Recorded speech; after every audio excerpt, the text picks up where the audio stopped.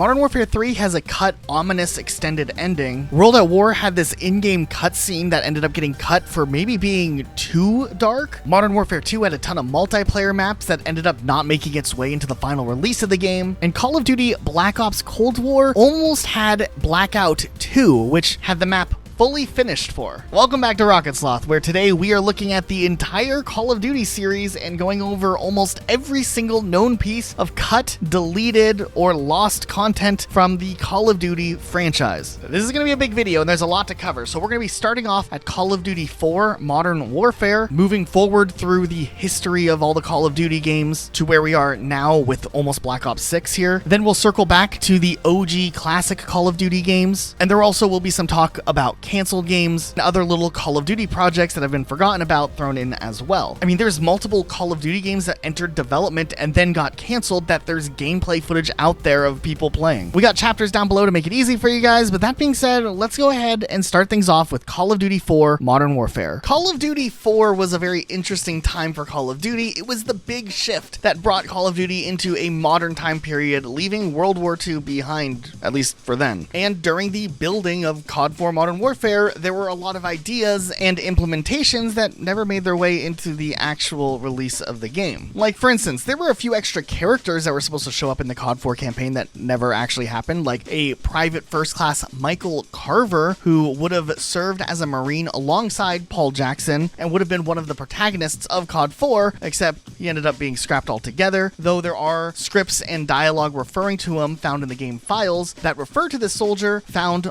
relating to cut campaign levels that we'll talk about here in a second. Interestingly enough, the campaign mission FNG, the training level of COD 4, had an extra section that was cut out of Call of Duty 4, which was essentially like a little training part for demolitions where you got to use C4. It would have just happened off here on the little side here, and modders were able to recreate this scripted sequence, and another character known as Sergeant Newcastle would have been the demolitions instructor, so he also ended up being a cut character. Interestingly enough, though, when COD 4 got its remaster years later, they actually restored this part of the training level as an optional section that you can participate in randomly. We don't know why it's here now, but it is there in Modern Warfare Remastered. So there are a handful of levels that were cut out of Call of Duty 4's campaign that we don't have all of the details to, like we can't always see what the level would have looked like, but with remaining text strings found in the game's code, we can put together the pieces as to some of the features of some of these levels. Like, for instance, one campaign level known as The Descent, one of the ones where you might have played as that cut Marine that never made it into the game. There are text strings for objectives like photographing and identifying the remains of Al-Assad. Other objectives like photographing the officer's face on the desk, in the bathroom, under the rubble, by the rubble,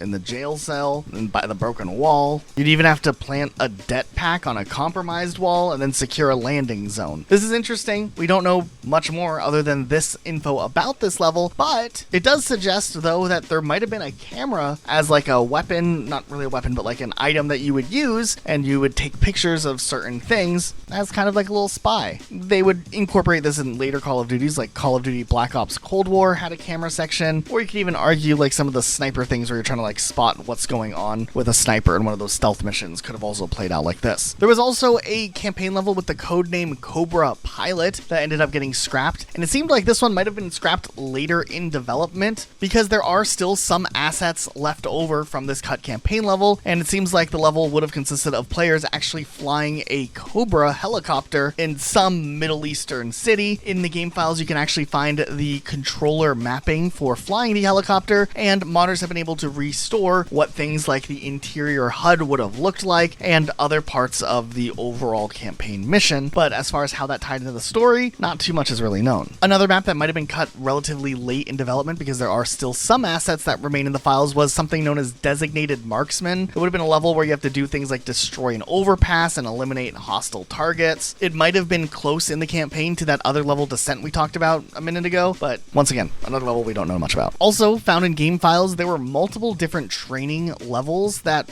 weren't included. Maybe they were testing around how they wanted players to learn how to play the game, and they did different versions of like a training mission and then scrapped like the ones that they didn't like, but even the one that's in the game, F&G, besides that demolition thing we talked about that got cut, there was like this whole extra section set up on the map over here that you can see if you explore the map with like no clip, for example, that ends up going unused also. There was also a supposed campaign level called Helicopter Ride, which also isn't in the game, but there are still files showing what the map would have looked like for that. There was also a level that maybe would have been a little bit more controversial, known as Immediate Action, which would have taken place inside of the American Embassy in London and probably was set to be a mission that has some resemblance to the real-world Iranian embassy siege that happened in 1980. Players would be going up against terrorists as the actual enemy faction here, and this idea, while it wasn't in the actual game, kind of was at least incorporated in Modern Warfare 2019 that kind of brought this idea of using the Iranian embassy siege of 1980 as like an inspiration for a unique conflict that you encounter in a single-player campaign. There are other strings of text referring to a few interesting things from Call of Duty 4 as well, like potentially a different version of the campaign level Blackout, which would have been called Parabolic, where you would utilize a parabolic microphone to gather intel and you would sneak around rather than the standard battling it out you do on this level to reach Nikolai.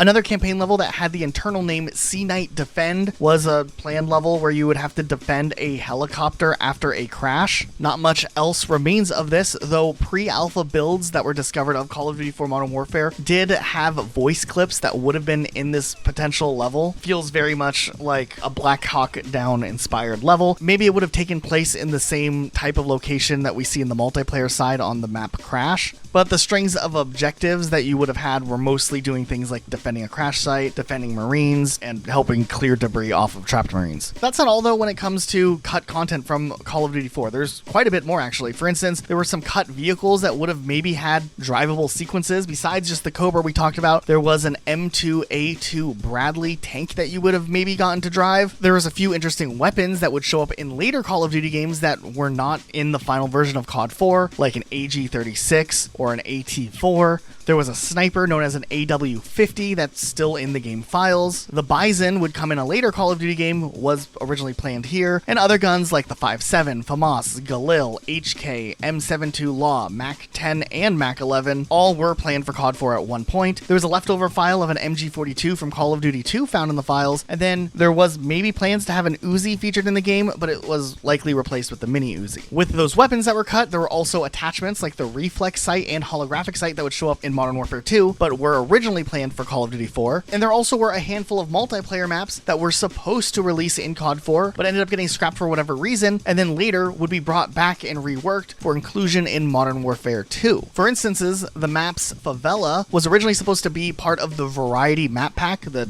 one map pack that came out for Call of Duty 4, but it ended up getting cut right before the release, but would release as a base map in Modern Warfare 2. And also, the map Invasion was originally planned for Call of Duty 4. I personally speculate that Invasion originally started out as some sort of campaign level for Call of Duty 4 before getting limited to just being a multiplayer map, before getting scrapped from COD 4 altogether, only to be revisited in Modern Warfare 2. There are a couple other multiplayer maps that only have a handful of things that remain from their existence that were scrapped at some point. Maps like Argonne and Canal, where we can figure out the names of the maps, the only files we can really see are skyboxes, for example. There was a map called Cell Block, which we can see the mini-map file for, which is something, I guess. It looks like it takes place in a Middle Eastern country, and the layout does resemble Vacant very much. So maybe this map was later turned into Vacant with a different environment put on it. A map that was cut pretty late in development is known as Dusk, which is actually a remake of the original Call of Duty map Dawnville, but obviously in a modern setting. For the longest time, the only info we had about this map was just strings of text referring to the name of the map in the game's source files, but later on, when leaked early development builds of Call of Duty 4 would release, it turned out that this map was fully playable in some of those pre-alphas before the map ended up getting cut. Actually, years later in 2011, one of the developers, Robert Bowling, actually went on Twitter and stated that the map was decent, but it wasn't stellar, which is why it never made the cut. He also said that there were no good routes and and all fighting ended in center. So that's probably why this map didn't make it into the final release. There was another map known as Facility that was also found in the files of the game. Some archivists have pointed out that this map does look very similar to Call of Duty Modern Warfare 2's DLC map Fuel. There was another multiplayer map known as Forest, which looks like it was cut pretty early and maybe was replaced by the DLC map Creek. Then there was another multiplayer map known as Hill, which likely is just taken from the campaign level Heat and is just repurposed for multiplayer, and this one ended up being scrapped as well, probably due to the unevenness of the terrain and then maybe a lot of different places to hide, though pre-alpha footage of this map does exist from those leaked builds that came out years ago. Then there was a small map known as Mansion that ended up getting cut as well, but we don't really get to see too much of that ever. This map might have actually been a larger version of that Mansion map we just talked about, but it also could be based off of the location from Al-Assad's palace in the mission Shock and Awe. There was potentially a multiplayer map known as Rooftops, which we don't know too much about. It could have been taken from the campaign part where you're running across the rooftops briefly, and then maybe they built a map that kind of fits in with some of those textures based on that before getting scrapped. And then there was this map known as Suburbs, which would have been some sort of more urban battling area, which has some resemblances to a few things we would see in Modern Warfare 2, but nothing specific that we can point out. Now, when it comes to the training level of Call of Duty 4, besides the part that we already talked about, it also looks like there was an alternate training course that ended up getting cut as well, and it seems like in the files of various builds of Call of Duty 4, there were different training levels as well that were considered. One that kind of resembled the Modern Warfare 2 opening training level, but the builds that got leaked through developer consoles getting out there over time are very interesting because there's new context for features that were intended to be included in Call of Duty 4 early on. One of the most famous builds was anonymously leaked back in 2018, which is known as the Build 253 for Call of Duty 4. This build was allegedly compiled 8 months before its final release and shows quite a few things that never ended up getting finished in those 8 months of development before its launch. Now, there are some interesting things you can just see along the way, like placeholder character models. For instance, Captain Price shows up in missions that he's not actually in. It also appears that the level Crew Expendable may have actually been planned to be the final level of the game, where instead there would have been like a speedboat chase and then a final fight that would have taken place on a beach, much like the final level of Modern Warfare 2 Endgame. Obviously, this whole part ended up getting cut, and then they just put the rest of the level at the beginning of the game as like a prologue. A lot of this info comes from the Cutting Room Floor, which is a great resource if you're trying to look at cut content from games, and according to the Cutting Room Floor, Al-Assad also was originally supposed to have a larger role, and he would have maybe been one of the main antagonists, but then Zakayev ended up kind of taking more prominence in the story. It also appears that this build had some game modes that didn't make their way into the final version of the game. One called Tag, which was where you had to score points being it, and you had to kill the it to become the it. Kind of like some Halo gameplay or something. Halo had a lot of weird game types like this. Then there was a game called Acquisition, where you had to score points by holding onto a flag, which sounds a lot like the game Oddball from Halo as well. In this build of the game, there's also a few developer levels that were never intended to be in the final version of the game, but technically were removed from the game before the final release, as these levels were used just for testing out different things. There was an AI scripting and test map known as SWAT that looks pretty incredible. There was a simple firing range level where the game developers would be able to test out different weapons, and there were 2 versions of this map made. There were some other interesting things, levels to test interior lighting, levels to test certain weapons like the Javelin. There was another level to test out the AI for dogs, and a vehicle damage test level as well. Also, prior to the release of Call of Duty 4, there was a beta for the game, and there was a Capture the Flag game mode that ended up getting cut from the final game and wasn't actually in the game, though it can be modded back in, so the game existed, and this game would later be re-added when Call of Duty World at War would release. 2 years after the release of Call of Duty 4, there was another release for Call of Duty 4 Modern Warfare for the Nintendo Wii called the Reflex Edition, and a lot of core features from Call of Duty 4 ended up getting cut. I don't know if this really counts as cut content since it's its own edition, but it's just worth noting a few interesting things, like there was no offline multiplayer, there was no voice chat, so there was no eavesdrop perk, which let you listen to the other team. Multiplayer only had 10-person lobbies instead of 12. There was no ground war. The level shipment wasn't available in Team Deathmatch and Free-for-All for whatever reason, and just a few other little nuanced things like different amount of players per game and like map packs not being included. Also, it seems like there were plans for many of the Call of Duty 4 multiplayer maps to have day and night variations of map gameplay, which would have been interesting because in Call of Duty 4, you could activate your night vision at any time in multiplayer, meaning that this was probably a feature that was considered for a while, but ultimately was cut. And the feature of having the night vision being an ability you could turn on and off remained in the game all the way through its launch.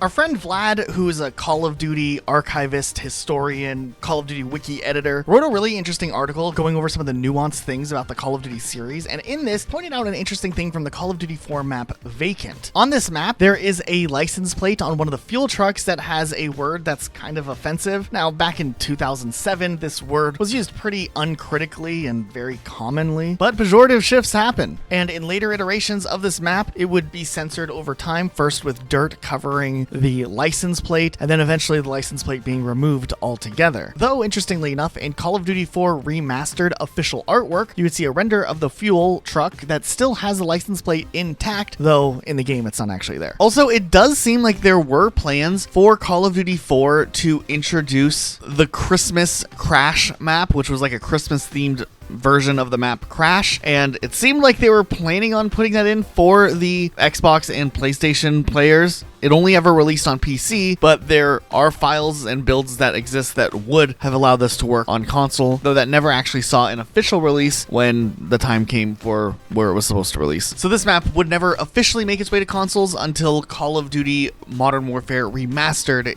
years later. Also, another thing I found very interesting when looking through the files of Call of Duty 4 is that in a lot of situations, things are referred to as Call of Duty 3, which is obviously unique here, but if you think about it, Infinity Ward was responsible for making Call of Duty 1 and Call of Duty 2, where the sister company at the time, Treyarch, only did spin-off games. So maybe when early development on this game started, Infinity Ward was under the impression that the game would be called Call of Duty 3. But obviously, as things changed, the game would get shifted to Call of Duty 4 Modern Warfare. But I thought it was interesting looking at an early prototype build where some stuff is still labeled internally as COD 3, even though this game had nothing to do with Call of Duty 3 released by Treyarch, and matter of fact, the games weren't even on the same engine. What's really interesting is that during the development of Call of Duty 4 Modern Warfare, Activision was cautiously optimistic that fans would receive the switch to a modern timepiece as a good decision for the franchise. However, that was a cautious decision. It wasn't a sure thing that Call of Duty 4 would be a huge hit, and that's why Activision also had other projects going in the background to continue the World War II popularity that Call of Duty had. Call of Duty World at War was being developed by Treyarch, and Activision repurposed one of their other studios that had done other games that Activision had published to work on a top secret Call of Duty project known as Call of Duty Devil's Brigade. And they essentially got the team that did the Dave Mirra freestyle BMX games on the PlayStation and later PlayStation 2 and GameCube and Xbox to start working on a new Call of Duty project that was originally internally pitched by Underground Development and would have followed a band of American and Canadian soldiers that fought in Italy and France. It almost sounds like an early concept for what later would be the Bad Company games, but it would have taken some of America's most troublesome troops and tie them with Canada's most decorated troops and have this interesting brigade, or at least according to a Polygon article from 2012. And while Activision was trying to broaden the brand of Call of Duty and try different things, Activision had plans to want to see Call of Duty reach into a third-person perspective, something that Sledgehammer Games had worked on, and it seems like during this time they also wanted Underground Development to try their hand at something third-person as well. Originally, before they had the name Devil's Brigade for the name, it was just called Project Coda, short for Call of Duty Action Adventure, and the game was partially funded to allow the team to go work on various art, design, and prototypes. Now, unfortunately though, the game development didn't get that far. It seemed like ultimately, while they were building things out, they were mostly just trying to build a vertical slice of what one section of the campaign might look like that would play for about 12 to 15 minutes or so. One of the inspirations for the mission would involve players in Rome having to go and stop bridges from being blown up by German forces that were holding out in the city before the rest of American and Allied reinforcements could arrive. There is is some existing gameplay out there nowadays of this game that you've seen some on the screen already, where we can see a little bit of what the gameplay might have looked like. It very much seemed like a squad-focused game where you can use strategy to direct your squad mates and also move up and do things like stealth kills and whatnot, just maybe not in the cool modern style you would see nowadays. According to one of the developers to Polygon, they stated that what was developed for the vertical slice didn't have a lot of cinematic moments, but a lot was planned, and they were aware that Call of Duty was ramping up in cinematic nature and that they would eventually plan to have bigger moments than what they ended up making for this section. But still, very interesting nonetheless that this game made it at least to this prototype stage in development. It appears that one of the first levels was planned to have players climbing up essentially like a mountainous wall during the Battle of Monte la Defensa, and it very obviously becomes apparent that a lot of this game's inspiration likely would have come from the 1968 movie The Devil's Brigade, which makes sense, obviously. Players would be experiencing climbing up a 1,500-foot cliff, and you would look down behind you and see all of these other men that were also going to be climbing up the cliff. Another idea that they had would have been after this battle, which was won by the Allies, soldiers would go around finishing off the various surviving soldiers and would put stickers on their face that would say something along the lines of like, the worst is yet to come. And then that apparently resulted in Germany starting to call them the Black Devils. This was an idea that they had, and they wanted to think about how they could position this in a gameplay element for dramatic showcase and involve players, you know, putting stickers on down and stuff like that. I don't know. This Polygon article was a wild read looking up information about the Devil's Brigade, but this kind of goes hard to tell you the truth. The game was moving along, and as you can see, early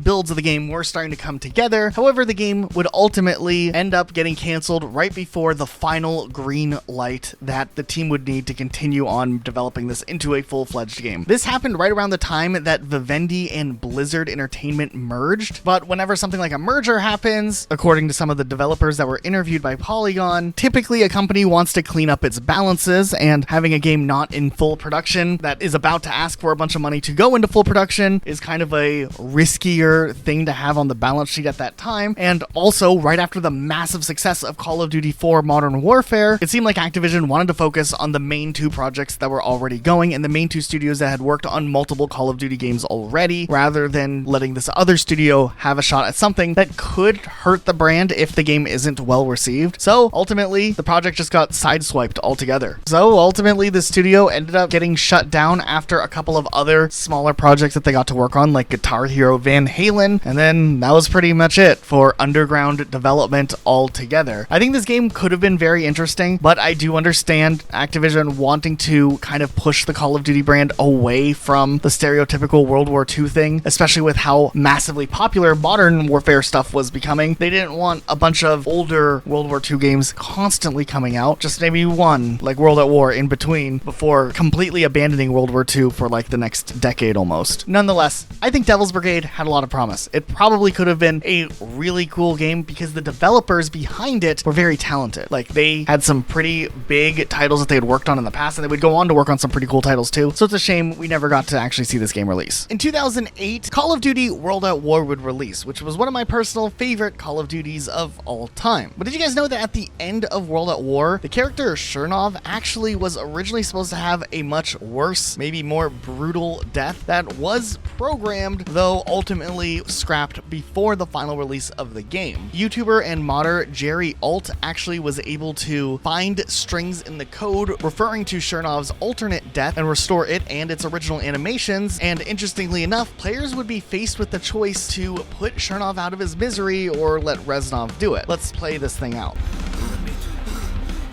He is suffering. You know what you should do.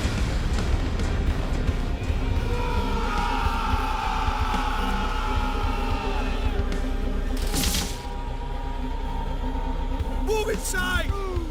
This is what you came here for! So there were plans for there to be a fourth map pack for Call of Duty World at War, which would have been zombie focused, including 3 brand new zombie maps, all that were teased in the map Deris. These maps were being worked on and would have been a theater map, a coastal map, and a Paris map, which all ended up getting cut, but then repurposed for Call of Duty Black Ops 1. Since Call of Duty World at War reused a lot of locations from the campaign itself to build a zombie map out out of it, I do speculate that at the very least the theater map, some of the geometry from the final level of Call of Duty World at War's campaign, as there are some resemblances between this and the version we would get 2 years later in Black Ops 1. I speculate the World at War version would have been more closely aligned to what the campaign looked like, but then when the map pack was canceled because it would have released too closely to Modern Warfare 2's release, they had years to refine, work on it, and make things more original. That's probably why later on things like Paris ended up becoming the map Moon, which is quite a bit different than what its original pitch was, and Coast is Call of the Dead, which is confirmed by people who worked on the games in interviews. So a very interesting cut piece of content that it would have been cool to see what this map pack would have looked like had it made its way to releasing in 2009. Call of Duty World at War was notorious for having a lot of its multiplayer maps cut out of the game altogether. Since there are so many references and strings found in the game files for maps that don't exist, and in some cases loading screen designs and mini maps for multiple maps, we'll go through the cut multiplayer maps relatively quickly because there's a lot of them. There was a multiplayer map known as Atoll, which ended up getting cut from the game. It does seemingly resemble Macon, however, the mini-map shows that there was like a shipwrecked boat in the middle of the map, which would have been pretty cool. There was another map known as Beachhead that also had a loading screen and an overview map of this level. It seems to resemble some parts of possibly the campaign level, Little Resistance, but also we know that there was a tank game mode intended for Call of Duty World at War that ended up never making its way into the final release of the game either. So maybe this map was supposed to be the perfect map for this tank game mode that never came into fruition. Then there's some maps that have no images associated with them, just the names of the maps existing, like Broadside, Casino, Lagoon, Struggle, and a map called Trenches, and two other maps known as Encampment and Botson. We do have these two images of a canceled map known as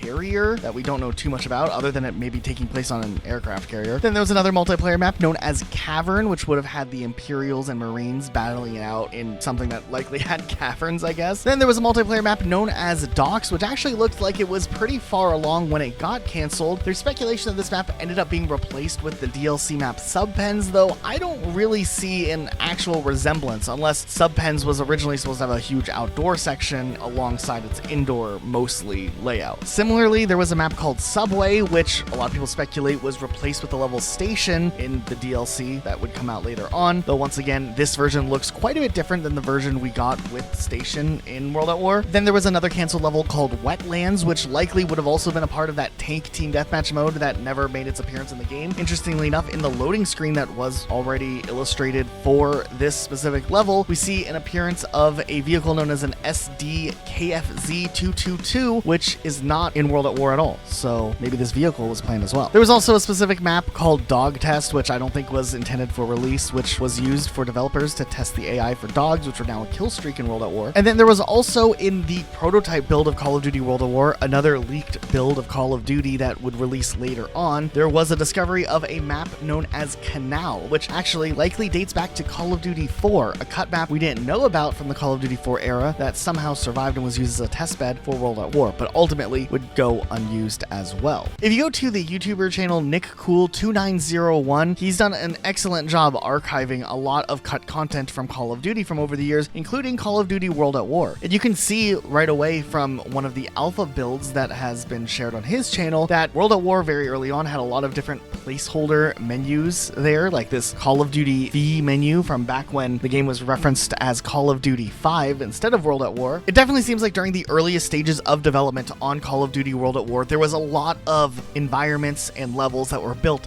strictly for testing out different prototype ideas and various types of tests, because these things are all over the place in a lot of these early builds. There's this cut invasion map that looks pretty incredible. It has a lot going on in it and likely could have been an early idea for a campaign level that got scrapped altogether, or maybe it was just like a test bed to test out more of what was going on with the game. The campaign level Ring of Steel is already an incredible looking map visually, but on Nick Cool's channel, he has an early prototype build of this campaign level when it was early in development, and it's really cool to see what these maps look like early on in development before they get their final touch and environments and all these other things built upon it. Similarly, Nick Cool has covered maps like Eviction, which also look pretty interesting early on. And then there's this level called Pel 2, which I believe is a reference to Pelelu, which is where the marine side of the campaign take place on. This level looks like a very early build of Hard Landing, but note the colors that are used when they're still early on developing the map. It's really, really psychedelic. Now, found in the game files for Call of Duty World at War in some of these earlier builds, there are interesting mission trackers and progress trackers that are implemented in a list form that give us more information as to what the original plan for the campaign would have been, at least according to early plans with like 2007 milestone dates associated with them. Now, I'm doing a lot of speculation trying to read some of the names and what I think that they could mean, but I think for the most part you can tell which levels made it into the game and which ones did not. The first level is called TRN, which is speculated to be a training level, which would make sense since most Call of Duty campaigns had training levels at the beginning of the games, but World at War seemingly did not. Then MAK likely could have been Semper Fi because the location is Macon Atoll, which is where Semper Fi takes place on. Then we have Pel 1 and Pel 2, which we just talked about, likely referencing Pelelu, which are for the multiplayer levels Little Resistance and Hard Landing. However, there is another map name known as Fly, and we did hear way back early on from developers that there was a cut level of World at War where you'd be flying in an airship of some part and then you would be shot down, and that would be the same airship that you end up encountering on the level Hard Landing that's already booby-trapped, that explodes pretty early on in the campaign. Then we see tags for 3 levels called HOL 1, 2, and 3. Now, we also know that there were plans to have multiple campaign levels on a British campaign that would have started things out in Holland, and these ended up getting cut. However, there is still some information, some screenshots about these cut campaign levels out there. These 3 levels are pretty interesting, allegedly due to documentation that's out there. The first level would have had 2 new characters, Sergeant Maddock and Corporal Goddard, who were disguised in German outfits,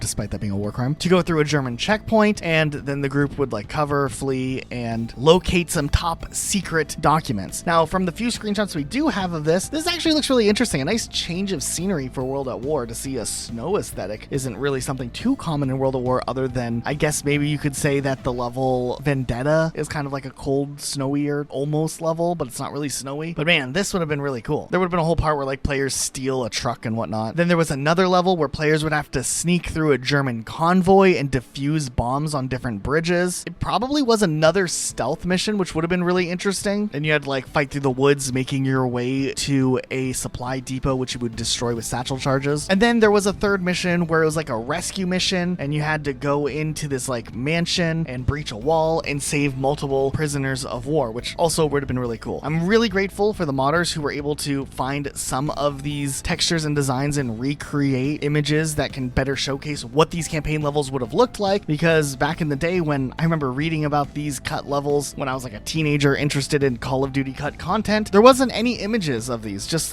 speculation as to what these levels would have been like, and now we can visualize them a little bit better. There are models for enemies that would have been called, I'm not even gonna try to pronounce this word. Luke speaks German. Luke, what's this word? Fallschirmjäger. Fallschirmjäger. Fallschirmjäger. And they apparently would have probably shown up in these winterized levels that weren't in the final release of World at War. So we never actually see these models used, but it is interesting that the files do exist out there. Now back to that list of levels with the progress trackers associated with them. After the Holland levels, we see C1 and C2, which are likely CLO 1 and 2, which would make sense, but also a C3, which maybe means that the level would have played out or had an additional part that never got to see its final version. Then we see a couple of new sets of phrases that we hadn't seen before. Rye 1, Rye 2, and Rye 3. Maybe that's the Rhine being referenced, so maybe more stuff World at War campaign based, but that would have happened on the European front. Then there was another level, Oki 1, which ended up going unused, but Oki 2 and Oki 3 were used, being Blowtorch and Corkscrew and Breaking Point, so it's likely there was an extended part that was planned in that environment as well. And then lastly, we get Burr 1, 2, and 3, likely referencing Berlin 1, 2, and 3, and these are labeled as Ring of Steel, Eviction, and Heart of the Reich. Interestingly enough, while a lot of these levels were cut, some some levels that were added in later in development aren't included on this list either. So for instance, Burn 'em Out, which is labeled as Pel 1A in the game files, might have originally been a part of either Little Resistance or maybe Hard Landing. And I think I remember reading in an interview at some point that Burn 'em Out was split into 2 separate levels. So maybe it was an extra part at Low Resistance or Hard Landing that ended up getting cut and just made into its own level altogether, hence the Pel 1A. And that's the similar situation for things like Relentless, which has the Pel 1B, and then Downfall, which is Bur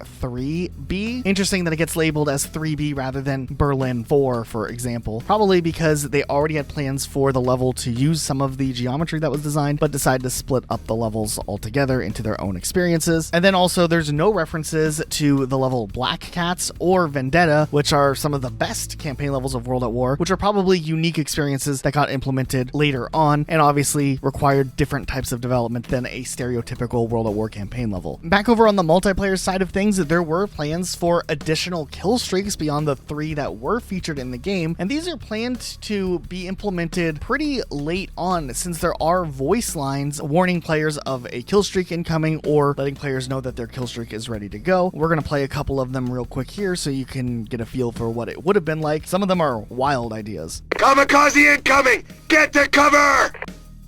B-17 armed and en route! Our Katyushas are ready to rain death! Your time to die for the Emperor is now! They have brought their flying fortress upon us! Our bombs will destroy them where they hide! Also, during the development of Shinonuma, the 3rd zombies map that appeared in Call of Duty World at War, it seems like there were plans for another perk machine that would have been called the Ammo-matic machine, which probably would have given players a max ammo upon purchase. Would have been very, very helpful, but maybe a little too overpowered, as a big portion of the zombie gameplay loop is the battle of attrition. So while there are textures for this cut perk that could have been in the game, and it seemed like it was pretty far along, ultimately it ended up going unused. In the files for the game, there are also some other interesting things, like references to a Nasham German tank destroyer, and it also seems like there were several weapons that ended up going unused in the game files that were discovered through HUD icons that hadn't been removed at the time of the launch. For instance, the Bren would have made an appearance, a katana, which might have actually been a usable weapon, a Lee Einfeld, which wouldn't appear until Call of Duty Black Ops, a PPS-43 instead of the PPS-H that we had, and a Sten. It's likely these weapons were all going to be included in that 3rd front that would have been a campaign section that ended up getting scrapped. And since the game only focuses on German, Russian, American, and Japanese militaries, these extra weapons, minus the katana, probably didn't have a use, or they were replaced by a better weapon. It also looked like there were plans to include a compensator as a type of weapon attachment, as the icon can be found in the game files, though this was never actually put into the game. And it also appears that they were considering putting in selective firing for certain weapons, as some weapons have special animations for selective fire, like the bar in STG-44, and other weapons have references to an animation file for it, but they're not actually in the game. It also seems like there were plans for extra perks relating to vehicles, most likely, though we don't have a good idea of what these would have actually been other than the names that are included with them, like Commanding Squad Leader, Magic Wrench, and one called PMD-6X2, which would have allowed you to have 2 PMD-6 anti-personnel mines. It also seemed like there were maybe 2 game modes associated with potentially a payload, where players would have to push and escort a payload under a time pressure type matter, kind of like Team Fortress 2, and it may have had specific maps designed just for this mode, and there were references to another mode that might have been some sort of zombie game type, and it would have given players a brains weapon, an extended movement speed. Not 100% sure if this would have been a player versus player experience, or if it would have been something like turned maybe, but it's still interesting that this stuff is still in the game, and some of it is kind of visible, like the brains weapon. Also, this one wasn't one that we knew about until way later on, but deep in the files, it looks like at some point there were plans for a weapon called the Panzer Shark, not to be confused with the Panzer Shrek. This is a rocket launcher that actually shoots sharks, and some modders have been able to reconstruct it, and it is incredible looking. Like look at what we're looking at right now. This is 2024 peak content, and it never came back. Maybe they'll come back sometime in the future and bring the Panzer Shark the way that it has always been intended to be included into a future Call of Duty game, or at least maybe I can hope. Also, if you load up on these early builds of Call of Duty World at War, sometimes you can access a test level. Now, obviously, this level is very, very, very early on in its development, but it was interesting running through and playing it because besides the fact that there are enemies literally everywhere, there are like some test beds for features like objectives and checkpoints that are implemented there. Like you have to destroy a wall, for example, so you just like run up and interact with the wall and it will blow up, and then you push forward. There's a couple other little walls you have to go and destroy, and there's checkpoints that will load at various points when you accomplish things or reach a certain section, and then you run up to this like AA gun, you blow that up, and then the level abruptly ends. This obviously never made its way into the actual release of the game. Like I said, it probably was just like a test bed to see like how a lot of these features work and to show that like the idea of having a fluid level composition could work, and that's all this really is. But it's still really interesting to see like how this would set the stage for what we would actually get in the main campaign. Also, when I was playing around with a build of Call of Duty World at War, I managed to get access to the System Link feature, which was not supposed to be accessible in the actual build here. I was playing on the World at War public beta that they did, and fortunately Game Cheat from Alpha Archive had included the patch that lets you access these features that weren't available originally back in the day. So I loaded up into a System Link game completely by myself just to run around and look at the map Roundhouse, which was available in the beta, and I was very surprised to find myself populated with a bunch of other players. Now, they weren't real players, they were essentially bots, but what's weird is World at War didn't have multiplayer AI like Call of Duty Black Ops would later on. I have no idea why this happened. This must have been like the testing bed for something, but we get a bunch of random soldiers on both teams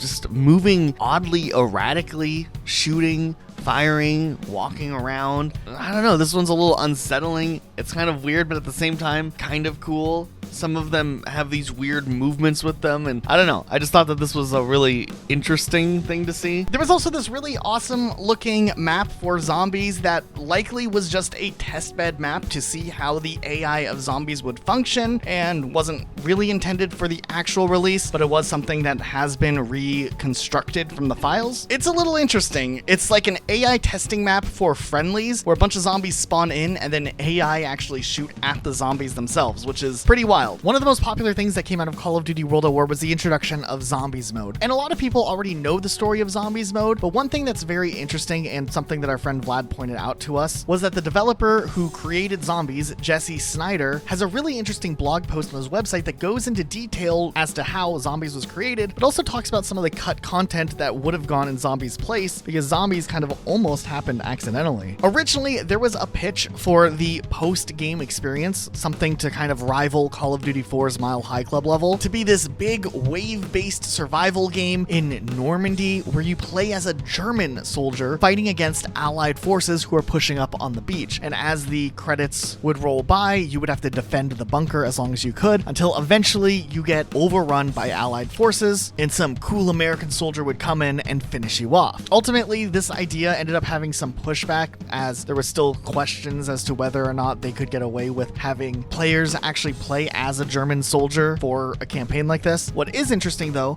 is that this footage that we've shown you of what it looks like actually was from a developer, Alejandro Romo, who worked on the PC port of Call of Duty World at War and the modding tools for it. He took that same idea and made like a small map on it and just called it like a tech demo to help modders create their own map. So that's how we kind of see this defense mode in like a visual form so you get an idea of what it could have looked like. So then the idea was pivoted to a tower defense type game mode, and that was interesting, but then Jesse Snyder ended up continuing to work on his little prototype idea separately and really tried to flesh out his ideas and get it all together in one place. Apparently he almost got in a lot of trouble, maybe even fired over working on like some other things, but then the idea was greenlit and they were able to get a dedicated small group of people to work on what would be become one of the most popular Call of Duty modes ever. The early prototype for zombies actually did not take place in the bunker that we remember that was reused from the airfield multiplayer level or the hard landing campaign level. Early on, it was a house from the Russian side of the campaign, but later they switched the bunker to the one that we know. Apparently, years later, Treyarch did some promotional stuff and kind of retconned how zombie mode was actually created for the first time. So much so that Jesse Snyder himself, who made zombies, ended up calling out Polygon and Treyarch for maybe embellishing and retconning how the development actually came to be. It didn't get a lot of attention, surprisingly, but at the same time, it drew more attention to figuring out how this actually came to be, and that was a chance for more people to read Jesse Snyder's article on the whole creation of zombies. The Polygon article seems to omit the fact that this was originally supposed to be something that was played during the credits sequence, and it didn't have the elements of purchasing weapons off of the walls and earning points and whatnot. That really wasn't a part of it. It was just interactive credits. Vlad has a big write-up on a lot of Easter eggs and secrets of Call of Duty that we will link in the description down below, and it includes this story with the original stuff from Jesse Snyder in case you're like a huge zombie historian and you want to take a closer look. But overall, that's about it when it comes to everything that was cut out of Call of Duty World at War that we know of so far. Also, back in the day, another Activision studio known as Vicarious Visions actually was tasked at working on a Call of Duty project, though this one never really got too far. Now, Vicarious Visions has a lot of different games that they've worked on over the years, ranging in quality from amazing games to like movie tie-in games that are not very good. But nonetheless, this studio was tasked at taking a look at Call of Duty to see what maybe they could come up with. And one of the games that was pitched, though it never made it past like the pitching phase, it never was like prototyped, there probably wasn't more than a couple of weeks in development put into this one, was a Call of Duty game called Call of Duty Roman Wars. Yeah, you can see why this game probably never came out. Now, this was just a task to develop a different type of Call of Duty game that was completely different from the first-person perspective. This game was actually supposed to be a top-down perspective, perhaps like something we see in Call of Duty Dead Ops Arcade in the Black Ops games, but this one would have had players as a member of the 10th Legion, which was Julius Caesar's like top-of-the-top troops, and you would use weapons like bows, arrows, spears, and shields, and apparently there was the ability to throw sand at enemies, according to the Call of Duty fandom wiki page, which sounds wild. The limited gameplay that does apparently exist in some of the sources out there was that there was going to be a Battle of Elysia, and players could do things like ride in on an elephant, which would have kind of been more like riding in on a tank in a way. This is just a wild thing that apparently existed at one point and never would come into fruition at all. There was another Call of Duty game prototyped by Vicarious Visions called Call of Duty Tactics, which would have been a little more rooted and grounded in like actual World War II, and it would have likely had players in some sort of more of a tactical type strategy game as opposed to like a third-person shooter or a first-person shooter. There is a prototype video out there showing a little bit about this game, though obviously the game never was greenlit. There was a bazooka in the game, so it probably would have been really good, but outside of that, once again, another Call of Duty game that was worked on and then just kind of thrown out because Call of Duty's like, let's just work on the main thing. Nonetheless, Vicarious Visions would go on to work on a lot of other projects in the future. After their stint with Call of Duty, they have been a support studio for many different video games like Call of Duty Infinite Warfare, Destiny 2. They did the Tony Hawk Pro Skater 1 and 2 games. They were one of the teams that was like quickly dragged on for Call of Duty Black Ops Cold War, and they've recently worked on Diablo, and they've recently also been renamed to Blizzard Albany. But technically, the studio's still around, just with a new name and less of like their own identity. RIP. Okay, we have some really interesting things coming up with the next Call of Duty, but before we get into it, we don't have a brand deal or anything sponsoring this video, so just a quick reminder, if you want to subscribe, don't forget. It helps us out a lot. If you're on TV, the 2 extra seconds it takes to click it helps us. That's it. Okay, that's cool. Let's talk about more Call of Duty. Okay, I think it's time we move on to Call of Duty Modern Warfare 2 from 2009. One of the biggest Call of Duty releases of all time, and this game was crazy insane. Now, interestingly enough, for a while during the pre-production leading into the release of the game, it seemed like this game was actually going to be a full-on spin-off from Call of Duty, being just called Modern Warfare 2. A lot of the early trailers for the game completely omitted Call of Duty from the title, and you could see the special edition versions of the game had Call of Duty not on them. And also when you would invite people in the game early on like Xbox 360, it would just say Modern Warfare 2. And apparently this was the plan for a while. However, Activision had done some like testing to see like if people were aware of the brand or if there was enough brand awareness, and felt like there was a decline of brand awareness when Call of Duty was dropped. So towards the end of like the cycle of the game right before its release, they decided to add Call of Duty back into the title, and this essentially was Call of Duty 6 Modern Warfare 2. I mean, not really, they just called it Call of Duty Modern Warfare 2. Now I do remember I had the special edition as a kid, not the one with the night vision, but like the in-between hardened edition, and there was like an art book that came with the game, and it would showcase like a lot of concept art for the campaign, and it talked about one cut level where you would have gotten to drive in a motorcycle at some point, which seemed really cool and showed some concept art. However, this level never came into fruition, and we wouldn't get a motorcycle Call of Duty level until Call of Duty Black Ops 1. According to the files that are found in the game, however, it does seem like there were a handful of levels that ended up getting cut altogether. One level called Tulsa, which was a cut single player mission, and I mean, Tulsa is a city in Oklahoma. I don't know if that's related, or maybe that would have been like a code name that was used for a level, but this is one of the levels that seems to have been cut. There also was a level called Downtown LA, which would have been another motorcycle level, and maybe would have even had a multiplayer section associated with it, also something that was cut. I do wonder at times if the motorcycle gameplay mechanic kind of turned into the snowmobile mechanic, or was maybe like very similar to the snowmobile mechanic that did make its way into the final release of the game. Then there was a level called International Space Station, which I think ended up becoming the Second Son mission experience you have when you're like up there right when the EMP goes off, but it might have been a larger level set piece, much like what we ended up actually getting in Call of Duty Ghosts a few games later. And then there's of course the Roadkill level, which I believe is that motorcycle level that I saw in that Hardened Edition art book. It also seems like in Modern Warfare 2 there were a couple of things that ended up getting changed throughout its development. For instance, on the level where Ghost normally gets headshotted, there is a build where it's not Ghost, but it's actually a different soldier, Archer, who gets killed here, and then later it was switched out with Ghost. I think them choosing Ghost to die here was way more impactful than if they had like some other soldier die here. I can't tell if this was maybe before they had fully fleshed out Ghost to be the character that he would have become. There is concept art that exists of different illustrations of the character Ghost, and if you play through the game on an early build, sometimes certain sections where you would normally see Ghost, he's doesn't have his mask on. He's just chilling there. I do think it's pretty interesting how we can get this random face reveal of Ghost, but yeah, I digress. We can keep going on. Fortunately enough, with the popularity that Modern Warfare 2 was over all of these years, there's been a lot of documentation about cut aspects of this game. For instance, there were multiple weapons that didn't make their way into the final release of the game, like an AK-74U that has icons and textures available for it still in the game files. There was an L85 assault rifle, which later was reworked to become the L86 machine gun, but the L85's icon is actually still used for the L86 LSW. There was the G3, which would have been a semi-automatic assault rifle, and then there was a Remington 870 MCS, which would have been a pump action shotgun. But since there was only a handful of shotguns actually used and they were kind of reused for secondary weapons, maybe they were just trimming out shotguns since they already had the Spaz as a pump action shotgun. Surprisingly enough, there are quite a few multiplayer maps that ended up getting cut in development. Some that we've known about for years that players have speculated, wondering what they were like, and some we have a little bit of information on, and others we don't really know much about. The cool thing is, some of these maps actually have been restored by the modding community, so at least to an extent we can see what the maps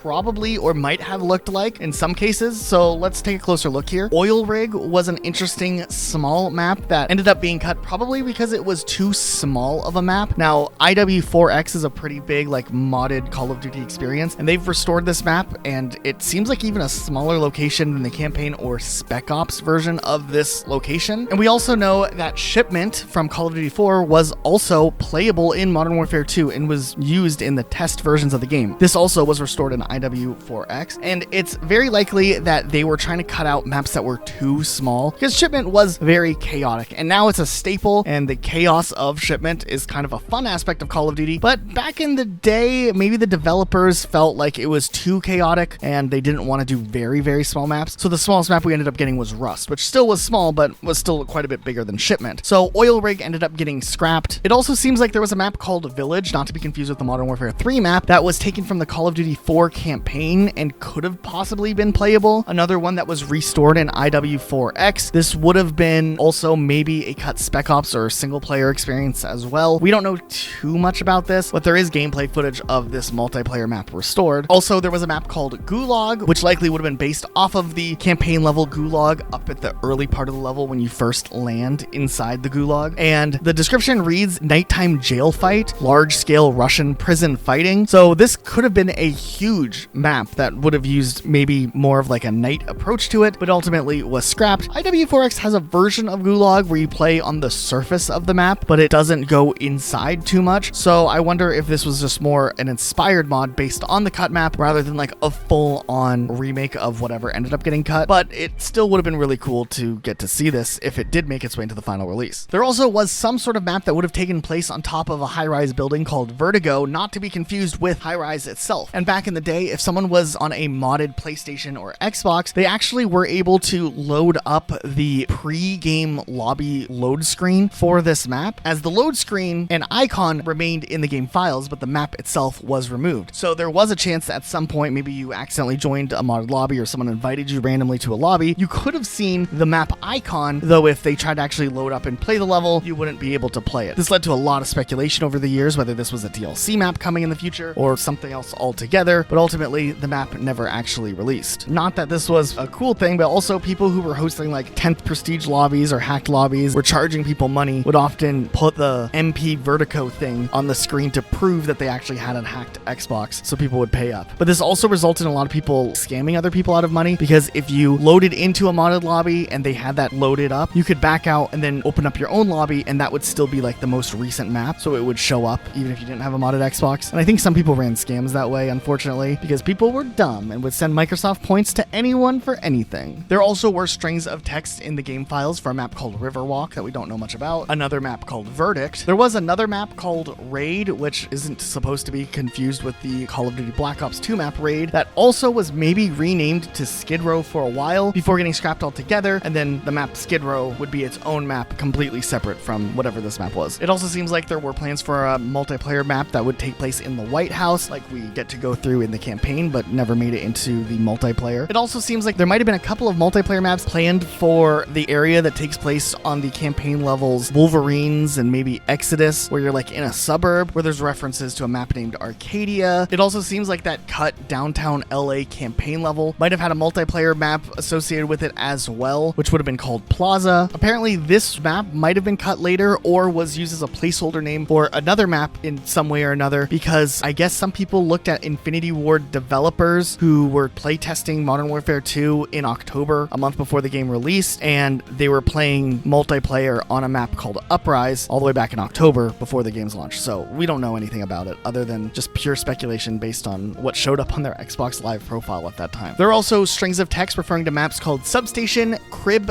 Basement, whatever that is, and Mall, but not too much is known about that. There were also a few game types that ended up getting cut, like a game mode called Die Hard based on the great Christmas movie Die Hard. It essentially was a normal game that everybody had Final Stand, and players who had Final Stand were marked in green on the mini-map or whatever, so it seemed pretty chaotic. There was also game types called Arms Race and Global Thermonuclear War, which I remember randomly getting invites into like a modded lobby, and someone with a modded Xbox was hosting these game types, and they were really weird. I don't remember Arms Race ever working, but I remember hearing the sound file, so maybe someone made a custom game mode for it and played the sound file, but it was just Team Deathmatch. And then Global Thermonuclear War also had the sound files, but it was like something we had to like run around and guard a bomb or something. It seems like there were other modes that were tested as well, like a VIP mode, which would have played like Capture the Flag, except instead of a flag, it was a teammate you had to protect. A game mode called DEFCON, where there was like different DEFCONs, and I think there was like maybe some speed alteration in the game as well. There was a game mode called Arena, but it would be a one life team deathmatch type game. It probably would have had multiple rounds, and then a flag would spawn when there was just one player alive on each team. And then there were a bunch of perks for Call of Duty Modern Warfare 2 that never made their way into the final release. Since there's so many, we'll go through them pretty quickly based on what Call of Duty Fandom's wiki page has details on. Some of them have more details than others, but we'll just go through them pretty quickly. So there was the perk Black Box, which would have made your kill streaks have a longer duration. A perk called Siege, which when activated, you could be immobile but have greater accuracy. Another perk called Amplify, where you would hear enemy footsteps louder, which I think got merged with was something else later. There was one called Free Runner, where you could mantle objects faster. Dive, where you could jump to dodge bullets. Spy Game, where it wouldn't show a name above a player or a red crosshair when targeted, which also was reworked later on into a cold-blooded perk. There was a perk called Burst Fire, which would give weapons 3-round bursts instead. Improved Iron Lungs, which was like Iron Lungs, but improved. There was something called Feign Death, where you could fake your own death. I don't know how that would work. Offhand, you could use equipment in Final Stand, something that they just added to Final Stand. There was something called Saboteur, where you could complete objectives quicker. Explosive Bullets. Bullets would explode on impact. Free Fall, no fall damage, which was later added to Commando Pro, I think was what it was called. There was Thermal Vision, where enemies would appear white hot, like what would happen when you had a thermal scope. There was Steel Nerves, which improved marksmanship, whatever that means. Rear View, the minimap was replaced with a rear view mirror. What? That's absolutely insane. Challenger, extra experience points, but easy deaths. EMP grenades ×3, where you could throw EMP grenades. That would have been interesting. Primary Stand, you got weapon choice when you would go into Final Stand, which I think already was there. Whatever weapon you had out would just be there. Final Stand is such a short amount of time. It would have been weird. Flash grenades ×3, where you could flash your teammates 3 times or the other team. C4 Death, where you pull out a C4 before you die. That sounds like Martyrdom, but worse. And Shell Shock, where you just had a riot shield on your back, which people just did that anyways when they would run overkill with a riot shield. So overall, some pretty interesting perks that never made their way into the game. There were also some kill streaks that never made their way either, like a tank or a Predator airdrop, whatever that is. A super airstrike. That sounds really cool, but there were a couple of different airstrikes already, so maybe it wasn't necessary. An auto grenade launcher. Okay. Helicopter black box. I don't know what that would do. There was something called a Little Bird, which I assume would have been maybe like a machine gun turret in a helicopter.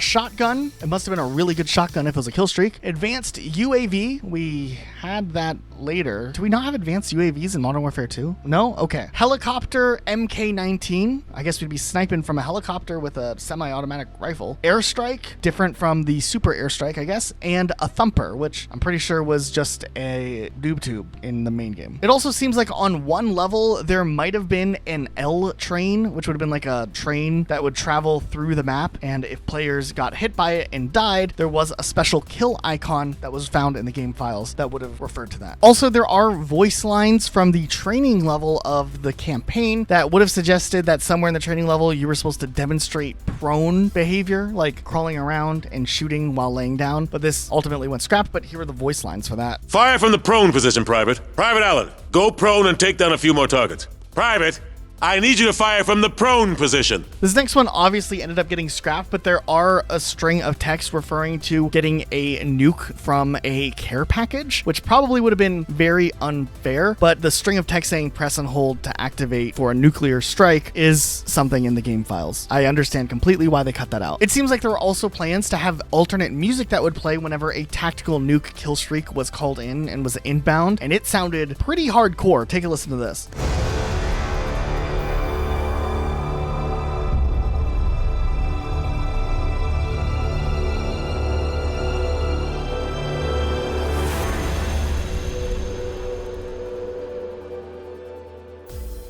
Also, in Modern Warfare 2, there were a few emblems and title cards that ended up going unused completely. Some of them look cooler than others, but yeah. And also that 10th Prestige one would have been given to you for 1,000 headshots with the AK instead of getting 10th Prestige, so that's why this one was included on the Cutting Room Floor's website. There's also this untextured vehicle model that was found in the game files, and I think someone just thought it looked goofy, so they included it on the Cutting Room Floor, and yeah, sure enough, it does look kind of goofy. Also in the game files, there was a golden Desert Eagle, much like there was in Call of Duty 4 Modern Warfare, though that ended up going unused. However, back in the day, you might remember people who had like J-tagged Xboxes or modded Xboxes would access that weapon and use it in game and it would function. So it technically was there, but it also wasn't. There were a few other guns that would show up in the campaign side of things, but also wouldn't be in the multiplayer, like the Dragunov from COD 4, for example, where it could show up in like Spec Ops or in certain campaign places, but it wasn't in the multiplayer side of things. Also found in the game files for the campaign level, the only easy day was yesterday. There's this version of the M4A1 from Call of Duty 4 that has a suppressor and a red dot sight, but also is wrapped in cloth. And all the other M4A1s in Modern Warfare 2 are not wrapped in cloth. So someone randomly found this one, and it has the file M4 SD cloth. Interesting. Apparently there is some information about other cut single player maps beyond the main ones that everyone knows about that we talked about earlier. There was some strings of text found for some campaign level called Big City Destroyed. That could have really been anything, but it didn't end up going used. It would have been something American base, but that's all we really know. Do you guys remember the Spec Ops level Suspension where you're on this bridge? Apparently, that also was a planned campaign experience that ended up getting scrapped altogether. We apparently, according to what we know from strings of text in the game files, would have played as some secret service agent trying to protect the president, and that would have been really cool. Unfortunately, this got scrapped, but at least we can see what it would have looked like because there's a Spec Ops version of this map that exists. There are strings to other locations that went unused, we don't know too much about, that also show up in the text, like City Scale, where you would have had a P90 and been American. That's all we know. Another one called Dry Dock, where you would have had a G36C and a Desert Eagle. The G36C, I don't think was even in the multiplayer, so that would have been interesting. Another American experience. Gas Station, don't know much there either. There's Hacienda and High Rise, which we don't think has any connection to the actual multiplayer map. We've also talked about this one before, but on the Spec Ops mission where you have to do like the sniping and all that, you can jump out of bounds and run all the way back through a large portion of what the Call of Duty 4 version of this map experience from the campaign would look like. All textured, all the designs are still there, but oddly enough, there are these like little extra rooms here that we don't know why they're here. These rooms have these TVs that you can interact with and they turn on and off, but in the Call of Duty 4 version, they're non-existent. So we still don't know why they're here. Maybe they were designing like a full large portion of the map, but I don't know. Maybe they just got cut or they just chose to use a different part of the map for the Spec Ops experience. It seems like this is also the case for a couple of other locations that ended up not being used. Like there's this other part from All Gillied Up from Call of Duty 4 that is in the game files, and it's like by the church area and you can like walk around with mod tools. The level Hunted from Call of Duty 4 also makes an appearance, and part of the level is playable. Part of this also would end up being a Spec Ops level, but the solo section of it, or the solo run, wasn't supposed to be playable, obviously. Also on the campaign level Contingency, it looks like originally in this level, players were going to go with Price into the submarine rather than just watching Price go and activate the EMP himself. This would have been really interesting. However, they ended up cutting it, though some modders, such as Jerry Alt, were actually able to restore parts of the level on his YouTube channel, so you can kind of see what part of this would have looked like. It does seem very, very familiar to one of the opening levels of Modern Warfare 3, so I do wonder if this idea was repurposed later on when Modern Warfare 3 released. But still, really cool to see this running in Modern Warfare 2. Interestingly enough, if you look at the Modern Warfare 2 covers, like the various ones, in the official USA press kit, you'll see a signature from Richard Kriegler, one of the biggest designers who's worked on Call of Duty for a long time. Like his name shows up all over in different Easter eggs and whatnot, but as you can see, his name is here. However, later on, the box arts obviously wouldn't have his name in there. So you can see that technically that is cut content. But also, not a lot of people know that there's a version out there with the signatures in it, and our boy Vlad, who's worked on multiple giant discoveries in the Call of Duty community, who's helped us with the Call of Duty 3 Ironclad video, and also a huge help for this video, pointed this out to me, and I thought it was interesting enough to want to include it. Interestingly enough, on the mission in Call of Duty Modern Warfare 2, where you're like in the Humvee, this ended up becoming like a big licensing issue years after Modern Warfare 2 released, and the company that owned the rights to Humvee ended up suing Activision. It went to court, and I think it fell under fair use. But the same day that this finally went into court and had trial was the day that Modern Warfare 2 Remastered released. And Vlad posted this like huge article and a bunch of like interesting things about Call of Duty. We'll link that in the description. But one thing he pointed out was that in Modern Warfare 2 Remastered, they actually slightly changed the model of the Humvee to be more generic. And also they cut voice lines, cutting out the word Humvee, so just to play things extra safe, even though they probably were in the fair use rights. Here's an audio recording. Alan, get in your Humvee! You're holding up the line! Alan, get in! You're holding up the line! In the files for Modern Warfare 2, there is some sort of string of text referring to PMC contracts, which a lot of the modding community speculate to this day that this was an early form of Spec Ops, which would have maybe played out differently and had different locales used, maybe even some locales from the multiplayer used specifically for this mode, though not too much is actually known about it. We did end up sitting down in a call with Jason McCord a few weeks ago when we were looking at an old Call of Duty 3 Easter egg that still is undiscovered to this day, and while we had him in that call, we did mention the PMC contracts because we had a friend who was looking into this deeply and wanted to know what he remembered. There's some cut content that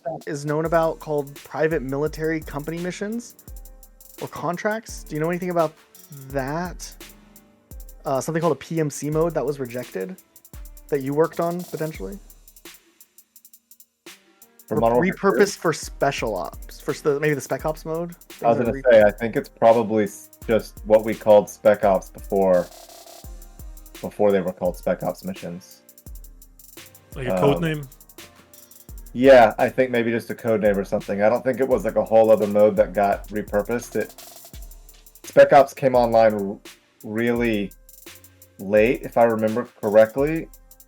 Somebody was sort of prototyping stuff, and then suddenly it was like, oh, we're gonna make these co-op missions and actually ship them, chop up levels and make little missions with them.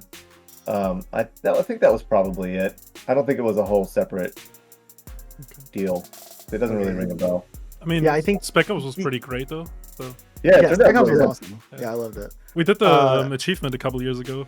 The Star 69, where you like finish all the missions on the hardest That was difficulty. crazy. Yeah. That's awesome. Yeah. He sent me some screenshots of, I think it's a one of the builds of Modern Warfare 2, and it has like PMC contracts and then PMC prizes. But maybe it was just something that was like being prototyped. Yeah, I don't know.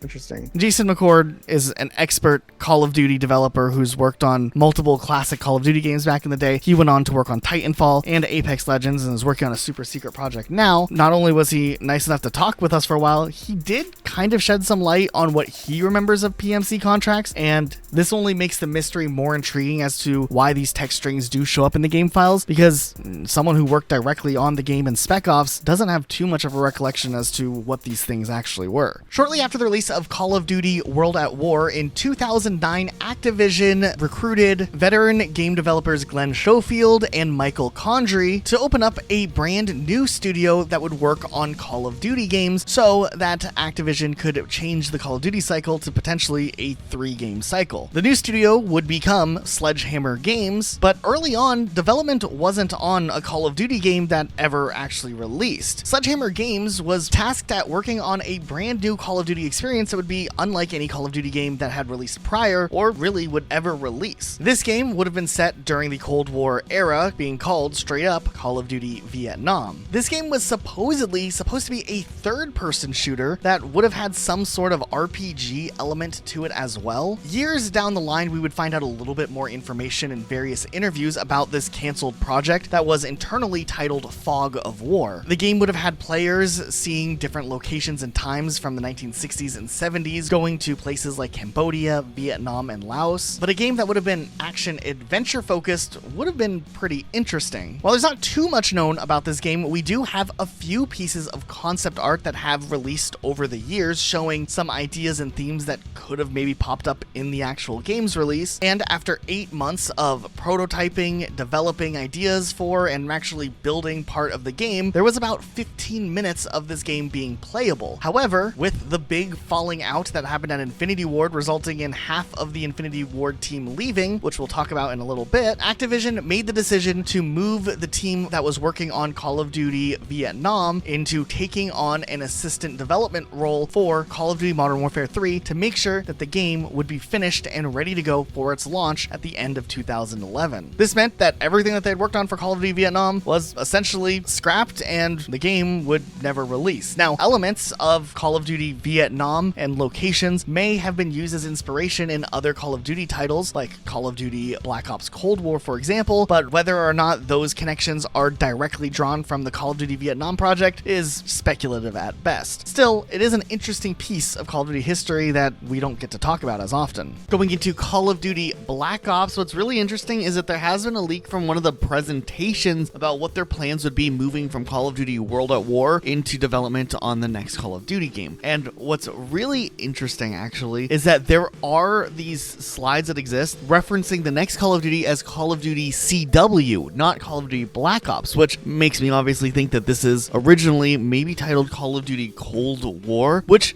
in a way weirdly makes more sense because the game does span, you know, this like whole Cold War era, but also since it is a sequel to World at War, they kind of kept the war name in the title. They changed it later and did Black Ops, but eventually Cold War would come back around later on. Black Ops was essentially a sequel to the story from World at War, as Reznov and Petrenko's character arcs are continued through this game, and of course the continuation of the zombies storyline. But Black Ops had a couple of interesting things that have been found found over the years by going through the files, listening to interviews, and whatnot. I was very surprised to find out that Call of Duty Black Ops actually chose to censor the N-word for some reason in this cutscene. I'm talking about the World War II Germany word for the military that would get this video demonetized. This cutscene remains in the game files, and obviously it's from the first ever Zombies experience, Nach der Untoten, but for whatever reason, the version that made it into the files for Black Ops has a black box covering up the N-word that normally appears before zombies. This actually marked a pretty big shift for Call of Duty moving forward, where overall across future Call of Duties you would see a massive reduction in like World War II era German symbols showing up, like those Beyblade symbols are gone. It kind of became a contentious topic when later on Call of Duty games would go back to World War II and how they would handle that with multiplayers and whatnot, but early on, even back in 2010, they were already starting to figure out that they wanted to phase out this and change the zombies mode to just zombies, Call of Duty zombies, not the other zombies name.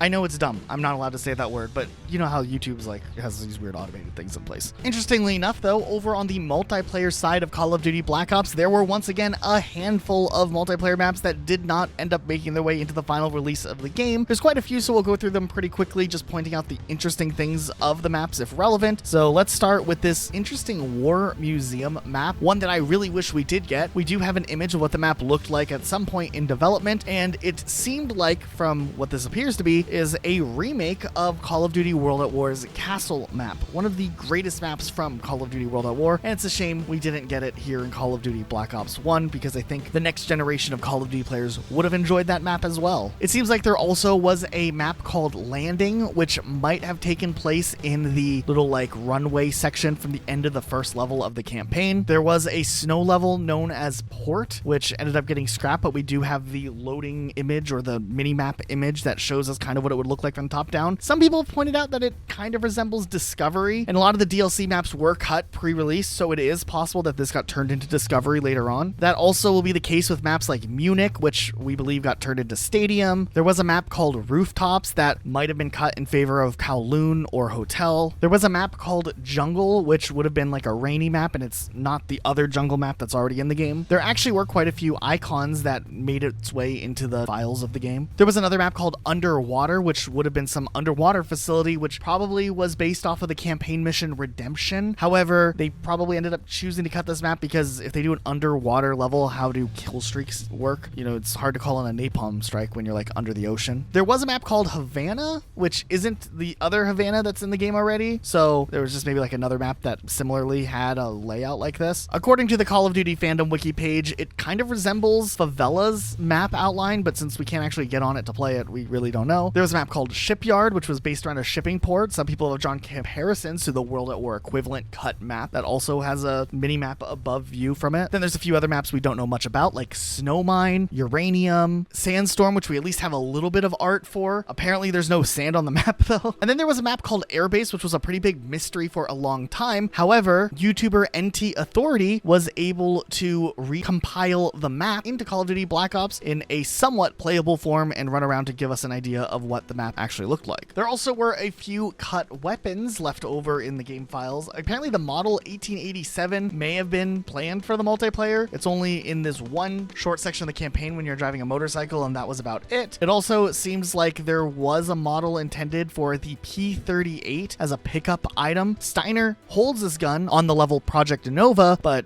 you can't actually use the weapon. And over in the multiplayer side of things, it seems like there were some plans for some interesting kill streaks, like an MP40, which would have been really cool. There's audio lines for it. The MP40 is clearly in the game, so maybe it would have been this like overpowered weapon you could run around and use as a kill streak. Enemy MP40 spotted. Take cover.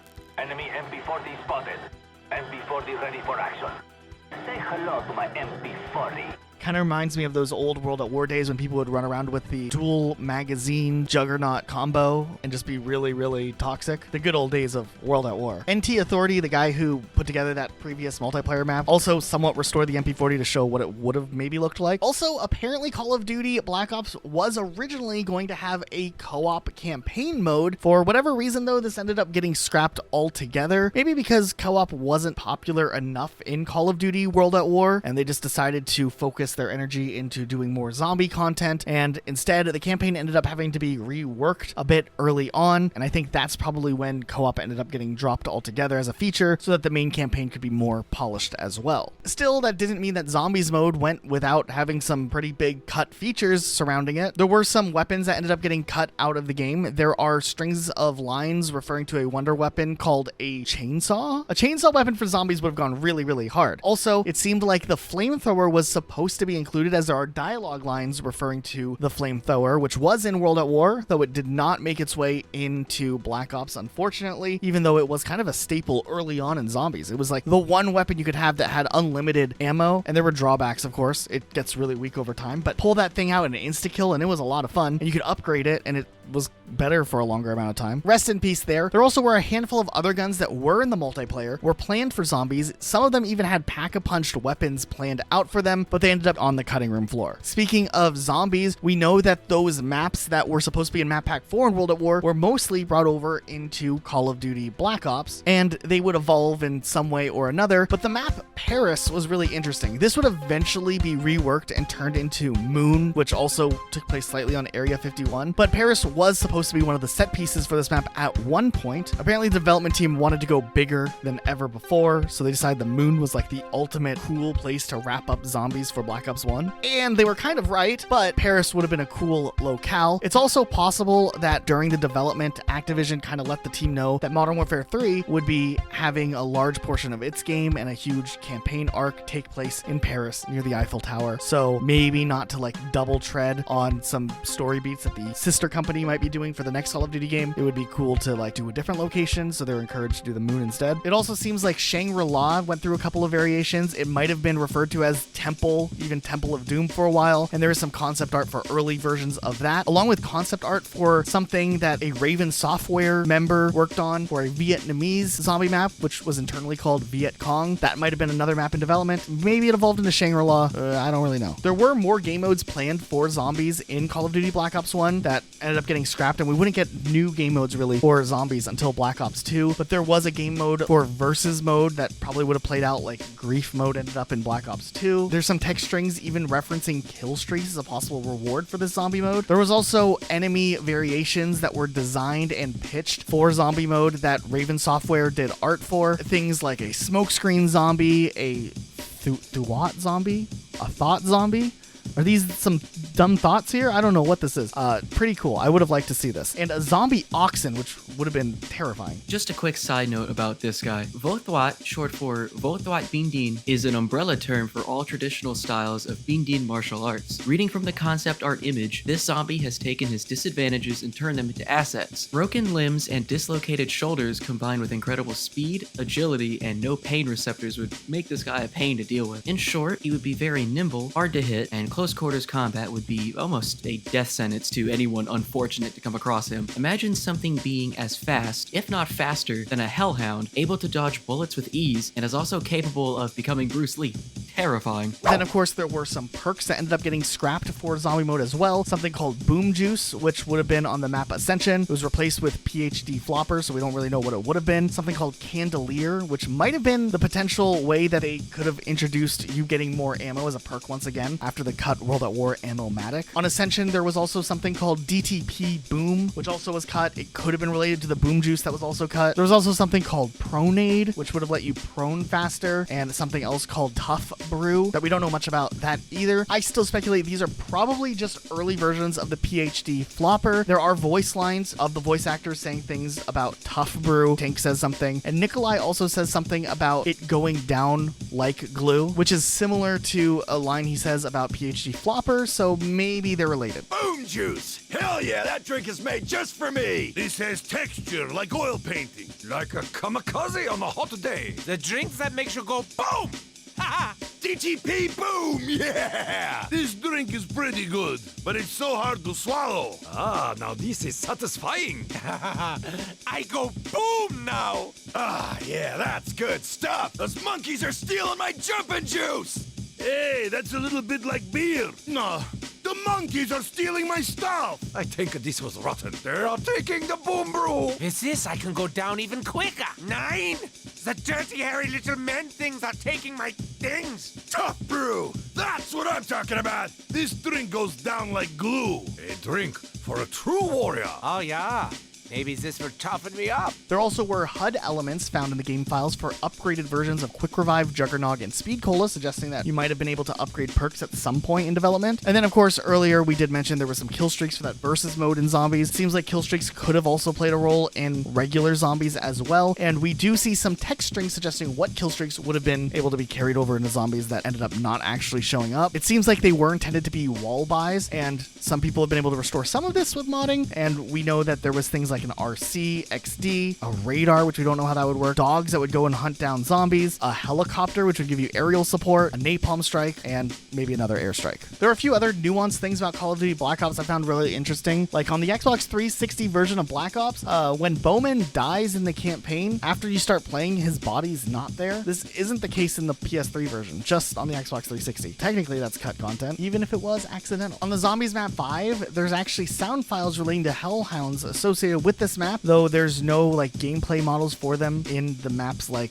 geometry pool, so it's likely that they got cut at some point, but maybe were considered before they changed things up. Also, it seems like at some point the Winter's Howl, that like ice gun you could get in Black Ops Zombies, seemed to have had a different appearance, at least for concept art that was illustrated very early on, that the community has been able to uncover over the years. Also, it seems like there are unused sound effects for the multiplayer side of things of faction leaders and narrators announcing some game modes that weren't actually in the final release of the game. Things like Hardcore Demolition, Hardcore Domination, Hardcore Sabotage, and even Hardcore Wager Match, which would have been really interesting. Hardcore sabotage, hardcore demolition, hardcore domination, hardcore wager match. There were some interviews also suggesting that at some point, development had spent a lot of time and energy and effort trying to make some sort of wager match mode that would have worked for teams and squads to work together to do wager matches, but that ended up getting scrapped by the time the game came out. Also, hidden deep in the game files, there are a couple of interesting nuanced things as well that I wanted to bring up, like there were strings of text for a friendly dog that would have shown up in the campaign at some point. Also, the Black Ops maps that did make their way into the final version of the game and were not cut did all have early map selection photos that later would be replaced by different versions, but we were finally able to look at those when a multiplayer build of Black Ops that was compiled 2 months before its release ended up leaking out there through a dev kit, and people were able to go through those files and find these pictures that you've been seeing slide through on your screen. Back in the day, there was an interview from May of 2010 with the official Xbox magazine where they described some things that they saw from Call of Duty Black Ops that don't actually end up making its way into the final release of the game. Like, for instance, there's a level called The Defector where at the start of the level, Mason and his team enter a room with NVA soldiers who then get killed by the rotors of a US helicopter that crashes in the room and falls onto the streets below. That doesn't happen. Also, that level alone seemed to have been called Slaughterhouse, not even Defector. During the world premiere uncut trailer, you might notice that Weaver in some of the cutscenes doesn't have his eye patch, and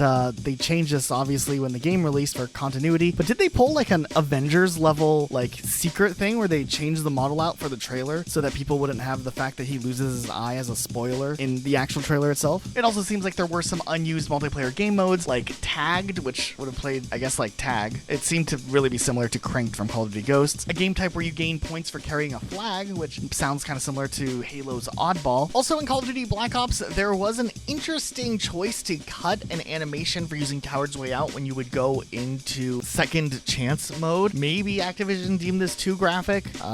It's already slightly censored in this video, obviously, because we don't want to get demonetized, but you guys can understand what is happening, I think. They ended up changing it to where the character just like drops down. And then there are also a lot of screenshot images from very early builds of Call of Duty Black Ops that haven't been leaked yet that exist out there, which are interesting. And you can see a lot of these images have the same HUD and a lot of the menu items from Call of Duty World at War, as they hadn't redone them yet and they were just testing things. But it is interesting to see like the World at War font still being used for Black Ops, and you can see some early builds of interesting things like Nuketown, for example, where you look at this and you can tell the houses aren't the right color. And I think for the most part that covers pretty much everything we know about Call of Duty Black Ops' cut content so far. When it comes to Call of Duty Modern Warfare 3, it's kind of a miracle that this game even came out. out, since we already know that during the first year of development, half of Infinity Ward ended up walking out, so Activision had to like scramble to figure out how to refill a team that was gone, and they ended up bringing Sledgehammer Games on to assist what was left of Infinity Ward on finishing Modern Warfare 3 in a little over a year of development time. The game would release and ultimately was still pretty solid across the board, but what ended up getting left behind and cut from the game's original plans? Call of Duty Modern Warfare 3 ends in a very ominous type of way already, almost a bittersweet ending, but Price finally overcoming and defeating Makarov, and you sit there contemplating, but at what cost? But this ending might have originally been planned to be even more open-ended and more ominous than what we actually got. Found in the game files were a lot of strings of text, sounds, and models that were supposed to potentially show up in a post-credit scene that never made its way into the final release. Now, fortunately, a few months ago, Vlad himself put together the assets found in the game files for this and was able to reconstruct the cutscene the way that it would have played out back in the day had it been included in the game. And we're going to just play it, but man, it leaves us asking so many questions.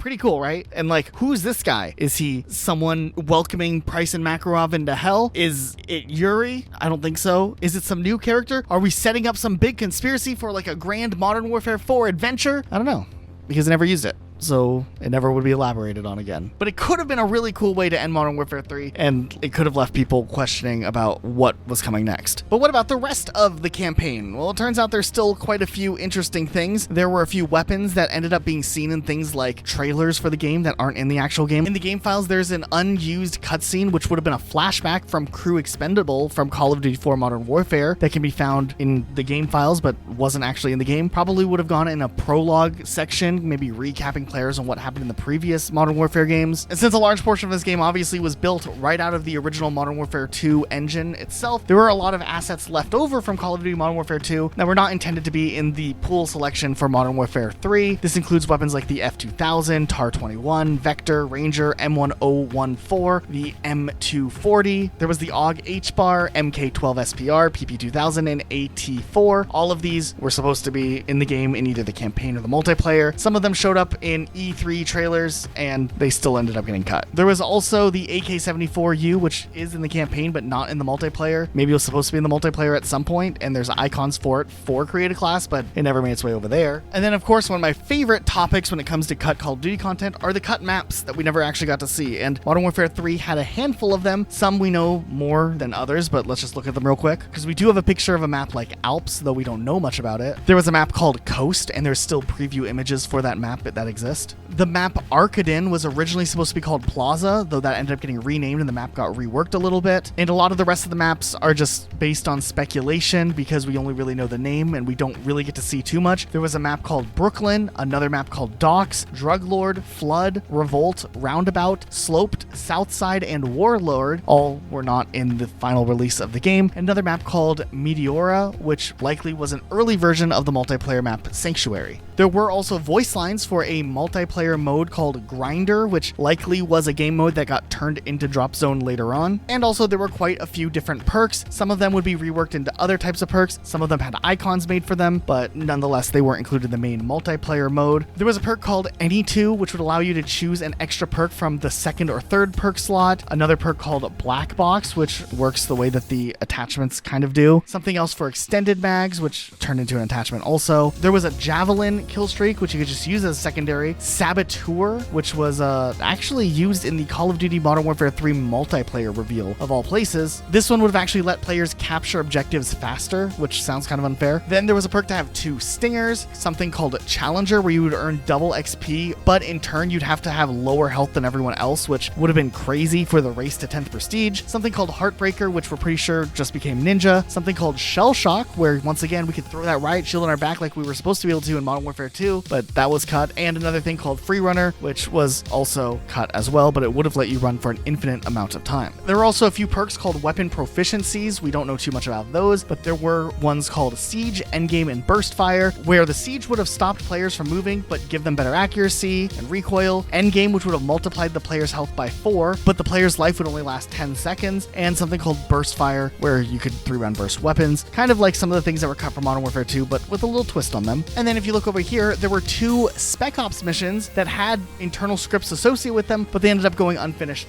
and were not implemented into the game. One of them was called Assault Mine, which does have a lot of assets from the campaign mission Fire Mission, and this one would end up getting scrapped. And then there was another one which would have taken us all the way back to the Call of Duty 4 area, where you would have to defend the Ferris wheel in Pripyat.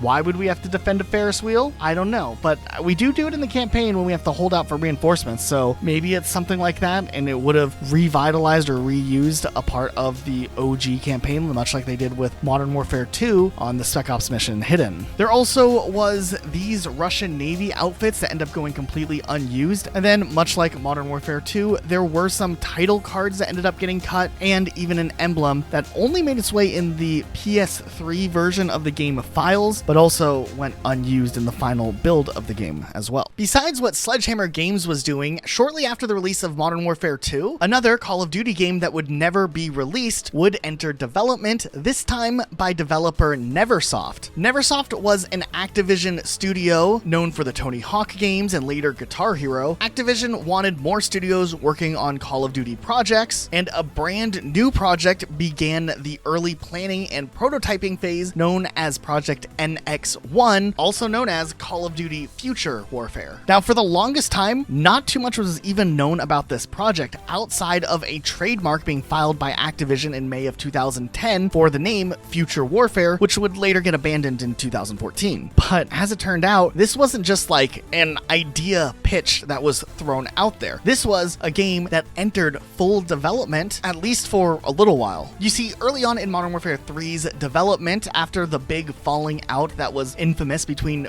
Vince Zampella, Jason West, and Activision, these leads of Infinity Ward ended up leaving Activision and Infinity Ward to start Respawn Entertainment, and about half of Infinity Ward's staff also left to go to Respawn Entertainment. In turn, Sledgehammer Games was then moved over to assist in the development of Modern Warfare 3, and with Activision still wanting a third studio making Call of Duty games, this was the opportune time to assign a project for Neversoft. Information about this game only recently was revealed when former developer Brian Bright posted on Twitter about this game, saying that Future Warfare was being developed by Neversoft and that it was partially a learning period as to how the Call of Duty engine even worked. This game would have been built off of the Modern Warfare 2 engine, and of course the footage you're seeing on the screen now is released footage from Josh H., a former developer from Neversoft, playing through the development build of a cut campaign level known as Moonbase. What's very interesting is that this looks like a pretty polished level already. There are a lot of scripted moments, there are some custom animations, and this whole zero gravity effect, which was something we wouldn't see out of a Call of Duty game until years later. This really opened up the rabbit hole for a game that not a lot of people knew anything about. After the initial post, developer Brian Bright would go on to reveal more information about the cut Call of Duty game, essentially, revealing a ton of information about the game. That this game would have probably released originally around the time where Ghost's release ended up landing in. The multiplayer side of the game would have had some sort of escort mode. The game, while being futuristic, would have still been set maybe 30 to 50 years into the future, not like far off future. And the multiplayer would have had some sort of exosuits in the form of perk hardware, where like your perks are essentially like parts of your exosuit. There were a couple of campaign levels allegedly finished, about 2 or 3 campaign missions, and a lot of work was done on the multiplayer side of things, and we do have footage of one of the maps, which was likely called Sandstorm perhaps early on, and some gameplay footage of that, which since has been deleted off of Twitter, but re-uploads exist all over YouTube. Ultimately, however, while there was a lot of progress made on this game, this project obviously ended up getting canceled when Activision chose to close down Neversoft and merge the team of Neversoft with Infinity Ward. A lot of the developers who worked on this project would end up going on to work on future Call of Duty projects like Call of Duty Ghosts and Call of Duty Infinite Warfare, which in a way kind of makes sense, because if you play through the campaign of Infinite Warfare, you will probably see a lot of moments that very heavily resemble this campaign level that we see for Call of Duty Future Warfare, especially the whole like moon-based stuff. Even more so, in the moon-based footage, we see character names that end up showing up in the Call of Duty Ghosts campaign, and I'm sure a lot of other inspirations that we don't know about made their way into other Call of Duty games. Still, Future Warfare is very interesting to look at because there were weapons that we never actually got to see, like play out in a released Call of Duty game. And while this build still uses a lot of Modern Warfare 2 assets, there were some interesting new ideas here, and obviously some campaign levels we never got to get more than just the name of the level from. These maps are still pretty unknown. We don't know how far along the campaign ended up going fully, but there could have been some really interesting content hidden away on the campaign levels for Border, Visiting Hours, Into the Fire, Winter Anvil, Descent, Hit Hard at Home, and Operation Deadbolt. Future Warfare probably has the most development done on it out of all of the canceled Call of Duty games, so it's a cool little piece of history that not a lot of people knew about until very recently. After the release of Modern Warfare 3, there was actually an internal project known as Project Z that was being developed by Raven Software between 2011 and 2012. What's interesting is this would have been a spin-off that would have made the first ever Zombies Call of Duty game, just straight up a zombies-only Call of Duty game, which was revealed in an interview by former Raven Software lead Michael Gummelt. Now, allegedly, the game would have been inspired by Mad Max, and players would create a gladiator character who would fight in an arena, and then they would like stage an escape, and there'd be like a large hub map with waves of zombies coming after them. The game was seen as potentially a live service title that would have seasonal content updates. However, it seems like when the game went to the pitching stage with Activision chose to pass on it, so ultimately there wasn't any more development worked on after the game was not greenlit. It would have been cool though to see a zombies standalone Call of Duty game, something that fans still ask for to this day. So now we're going into Call of Duty Black Ops 2, which is quite a bit different when we look at like cut content in Call of Duty games. For instance, Call of Duty Modern Warfare 3 and the games before it, you could find multiplayer maps very easily referenced that ended up getting cut in the game files. The Black Ops 2, oddly enough, seems to have most of those cleaned up and cleaned out. There are strings for 2 other maps that still have remnants in the game files, for Cruise and Promenade, which was an early version of the map Plaza, and it seems like these are maybe just early versions of maps that still made their way into the final version of the game, so it doesn't really count in the same regard as like maps we never got to see altogether. Now, there still were the standard slew of weapons that didn't make their way into the final release of the game, like the M4, something called an RX-4 Storm, a TAR-21, an NS-2000 pump-action shotgun, a DTSRS, a Lynx, a Strela 3, and an XM-25.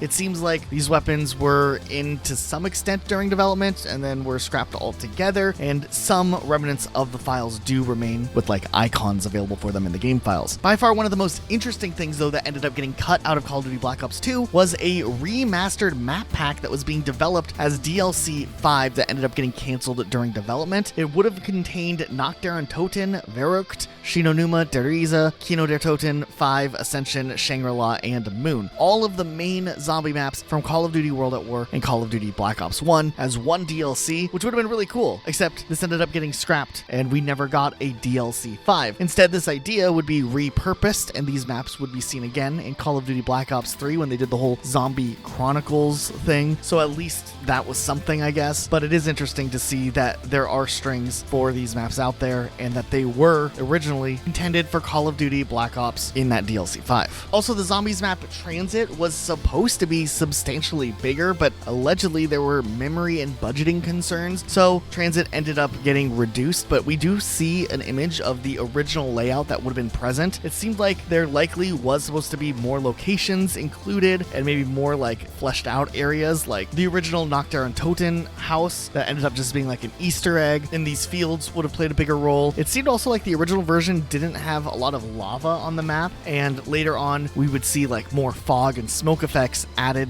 than maybe what was originally planned to kind of help with the load of this level, but it seemed like things were reduced substantially. It seemed like the bus route would have been a little bit different, and there would have been smaller locations along the way with more stops we would have been able to see. What is interesting though is there are several images you can see in official releases for pre-release things from Call of Duty Black Ops 2, like specific behind the scenes videos and just other like trailers and whatnot. Like in these images here, you can see town and farm, and there's no lava anywhere, and they do look, pretty early for a build here. It seemed like the power station was supposed to be a lot bigger originally, and there was supposed to be like a tunnel subsection of the map that ended up getting scrapped. And with transit, it seemed like there were a lot of game modes that were also supposed to possibly be included, but with maybe all the time they had to do fixing up transit, a lot of these didn't get the attention that they needed. But some of these game mode types were interesting that we now know about all these years later, like a game type called Cleansed, where you have to go and outlast players on your own team. Dead players become zombies, and whoever's the last person left standing ends up winning. There is a mode called Containment that does seem a little bit similar to like the Grief mode, but instead this one would have taken place on the Nocturne Toten bunker instead, and the game would end with whichever team ends up surviving the longest. There were a couple of race modes where you have to reach the end before the other team does, or your other teammates do, depending on what type of mode it was. There was another mode where you like throw meat at the other team, and zombies only go after whoever has the meat on their side. Nonetheless, it's really interesting. These were pretty thought out ideas that would have been like a much larger portion of Call of Duty. Similarly, how Black Ops 2 and all the other Call of Duties before it have a bunch of game type playlists for various multiplayer experiences, they were trying to kind of angle zombies in that way as well. You can even see a data mined loading screen for that meat game mode we were just talking about, and you can kind of see like what it might have looked like, and it looks really cool actually. Also, there were a few power-ups found in the game files, one for the meat once again, some throwable item that could attract zombies, and then there was a zombie head, which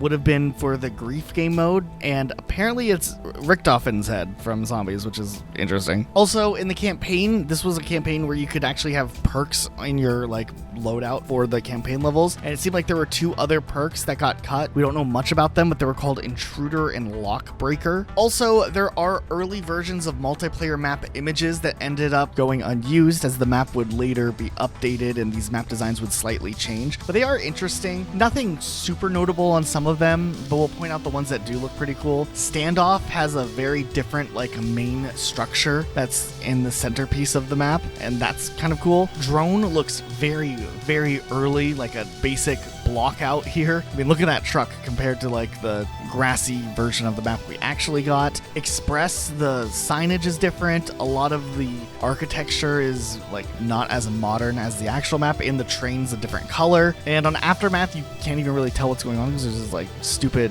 police car blocking the picture. I don't know. There's also a few unused created class icons, and it suggests that some weapons would have had some extra role, like the ray gun might have actually appeared in the campaign at some point, and it does have a created class icon associated with it, which is interesting. I wonder if that would have been a weapon you could have gotten in the campaign side of things, or would it have been a multiplayer weapon? No shot, right? Okay, then one thing I really like about Call of Duty Black Ops 2 is that players have unearthed some strings of text that were left over once again that just are very old strings of text that have just existed from the Call of Duty engine over the years, passed around through studios and different developments. And in Black Ops 2 specifically, there are a lot of references to like dialogue or text lines that would have been for other Call of Duty games, obviously not Black Ops 2. It doesn't mean that any of these things that we're going to talk about were planned for Black Ops 2, but they're just like leftovers that somehow still years later were in Black Ops 2's files. I mean, there's like text of like the zombies hint screens that would pop up in Call of Duty Black Ops that can show up or that have text for them in the files still. There's a line of the enemy classes from World at War where it just says like Imperial Army or Imperial Army Win. Stuff like that is randomly hidden away in the text. It seems like there's some lines referencing Call of Duty 4 Modern Warfare, like lines for how to disable and enable night vision goggles. This makes sense, I guess, because World at War was built off of Call of Duty 4 Modern Warfare's engine, so this line still being in there all these years later, just being overlooked, is interesting. There's a ton of lines of dialogue from Call of Duty Black Ops' multiplayer, just a lot of things. All the map names are there, even images from the maps can still be found in the files, and there's even a ton of lines from the older Call of Duty games from way back in the day, like Call of Duty 1, 2, and 3. It's hard to discern which is which, but it's all here somehow. But yeah, that pretty much wraps up what we found from Call of Duty Black Ops 2, which is kind of cool. There is some really big speculation that existed back in the day after Modern Warfare 3's release as to what Infinity Ward was working on, because there were leaks out there suggesting that the next Call of Duty game would have been potentially a prequel to Modern Warfare 2 following the character Ghost. And this was very widespread. A lot of people talked about it, but there was really no evidence to it. And then when Call of Duty Ghosts got announced, it was clear the game was set in its own universe. It's a brand new story, completely unrelated from the Modern Warfare trilogy. And there were interviews suggesting that at some point in development, Infinity Ward considered making Modern Warfare 4, but they wanted to go a different route and create a new sub-series within Call of Duty, and Ghosts was born. Now, for the sake of this video, I did a lot of research trying to chase that original leak and theory that the new Call of Duty game was originally supposed to be a prequel Modern Warfare game following Ghost from Modern Warfare 2. And I actually couldn't find too much about that. However, once again, for the 100th time in this video, Vlad came through and actually had discovered that one of the UI artists' portfolios leaked information about early concepts for Call of Duty Ghosts. And in these concept arts and concept menus, you can see very clearly that we have a version of Call of Duty Ghosts with modern weapons rather than the newer, near future weapons we saw in Call of Duty Ghosts. Even more so, in some of the things, it straight up refers to the game as Modern Warfare Ghosts, which means that those leaks originally suggesting that Modern Warfare and Ghosts were a connected game, potentially a prequel game, were in fact actually something that was true before the whole game got spun out into its own thing and continued on. I always thought it was interesting that a Call of Duty Ghosts game, which very clearly was trying to capitalize on the popularity of the character Ghosts, had nothing to do with the character Ghost, but now, at the very least, it looks like there was maybe some early concepts that did in fact exist, meaning that that leak all the way back in the day had maybe a little bit of truth to it. Another piece of cut content that ended up going viral back in the day was the fact that Call of Duty Ghosts reused this animation from Modern Warfare 2 when like they're walking and whatnot. This was huge. A lot of Call of Duty fans were calling the developers lazy, and then Ghost was just reusing stuff and throwing it in there. And finally, years later, the developer who actually made the decision to copy the animations from Modern Warfare 2 came forward on Twitter. His name was Carlos Pineda. He revealed that towards the very, very end of development, when they were in full crunch mode, he thought that during the campaign, it was a little weird how the dad just kind of like drove up in a truck and waited for players who are supposed to be injured to stumble their way over to the truck instead of getting out and helping. So ultimately, with no time left, he thought it would make more sense story-wise to reuse the animation so that at least it made more sense that the father would actually care about his son and try to help his son get out of the mess. And that was kind of the whole thing. So, you know, it was just to make Elias not a bad father, and I can respect that decision. Call of Duty Ghosts also has a couple of interesting things like cut game modes where there are announcer voice lines for things like Capture the Flag, Demolition, Hardcore Sabotage, Headquarters, Regular Sabotage, and Team Defender modes. Headquarters, Team Defender, Demolition, Capture the Flag, Hardcore Sabotage. There also are unused voice lines referring to a couple of perks like Comlink, Marksman, Gunsmith, Covert, and a Bounty perk. Marksman, Bounty, Gunsmith, Covert. Comlink, And then there were also voice lines associated with a bunch of point streaks, or score streaks at least, that ended up not making their way into the game, like an A-10 Cerberus drone, an EMP, a GPS buddy, whatever that could have been. That could have been amazing, I hope. There was something called a grenade crate, a guardian drone, something called halogen gas, a little bird, an Odin battle officer. What is that? Recon marker, a salvo drone, a SAM turret, a scout drone, a sentinel, a Spitfire drone, a strafe run, and a UGV. Friendly EMP detonated. Their electronics are offline. Strafe run available. Cerberus drone active. Sentinel active. GPS buddy active. Grenade crate ready. Scout drone destroyed. Guardian drone available. Recon marker active. SAM turret ready for deployment. Odin battle officer ready for commands. Friendly UGV inbound. Salvo drone available. Vanguard available. Spitfire drone available. Enemy Little Bird!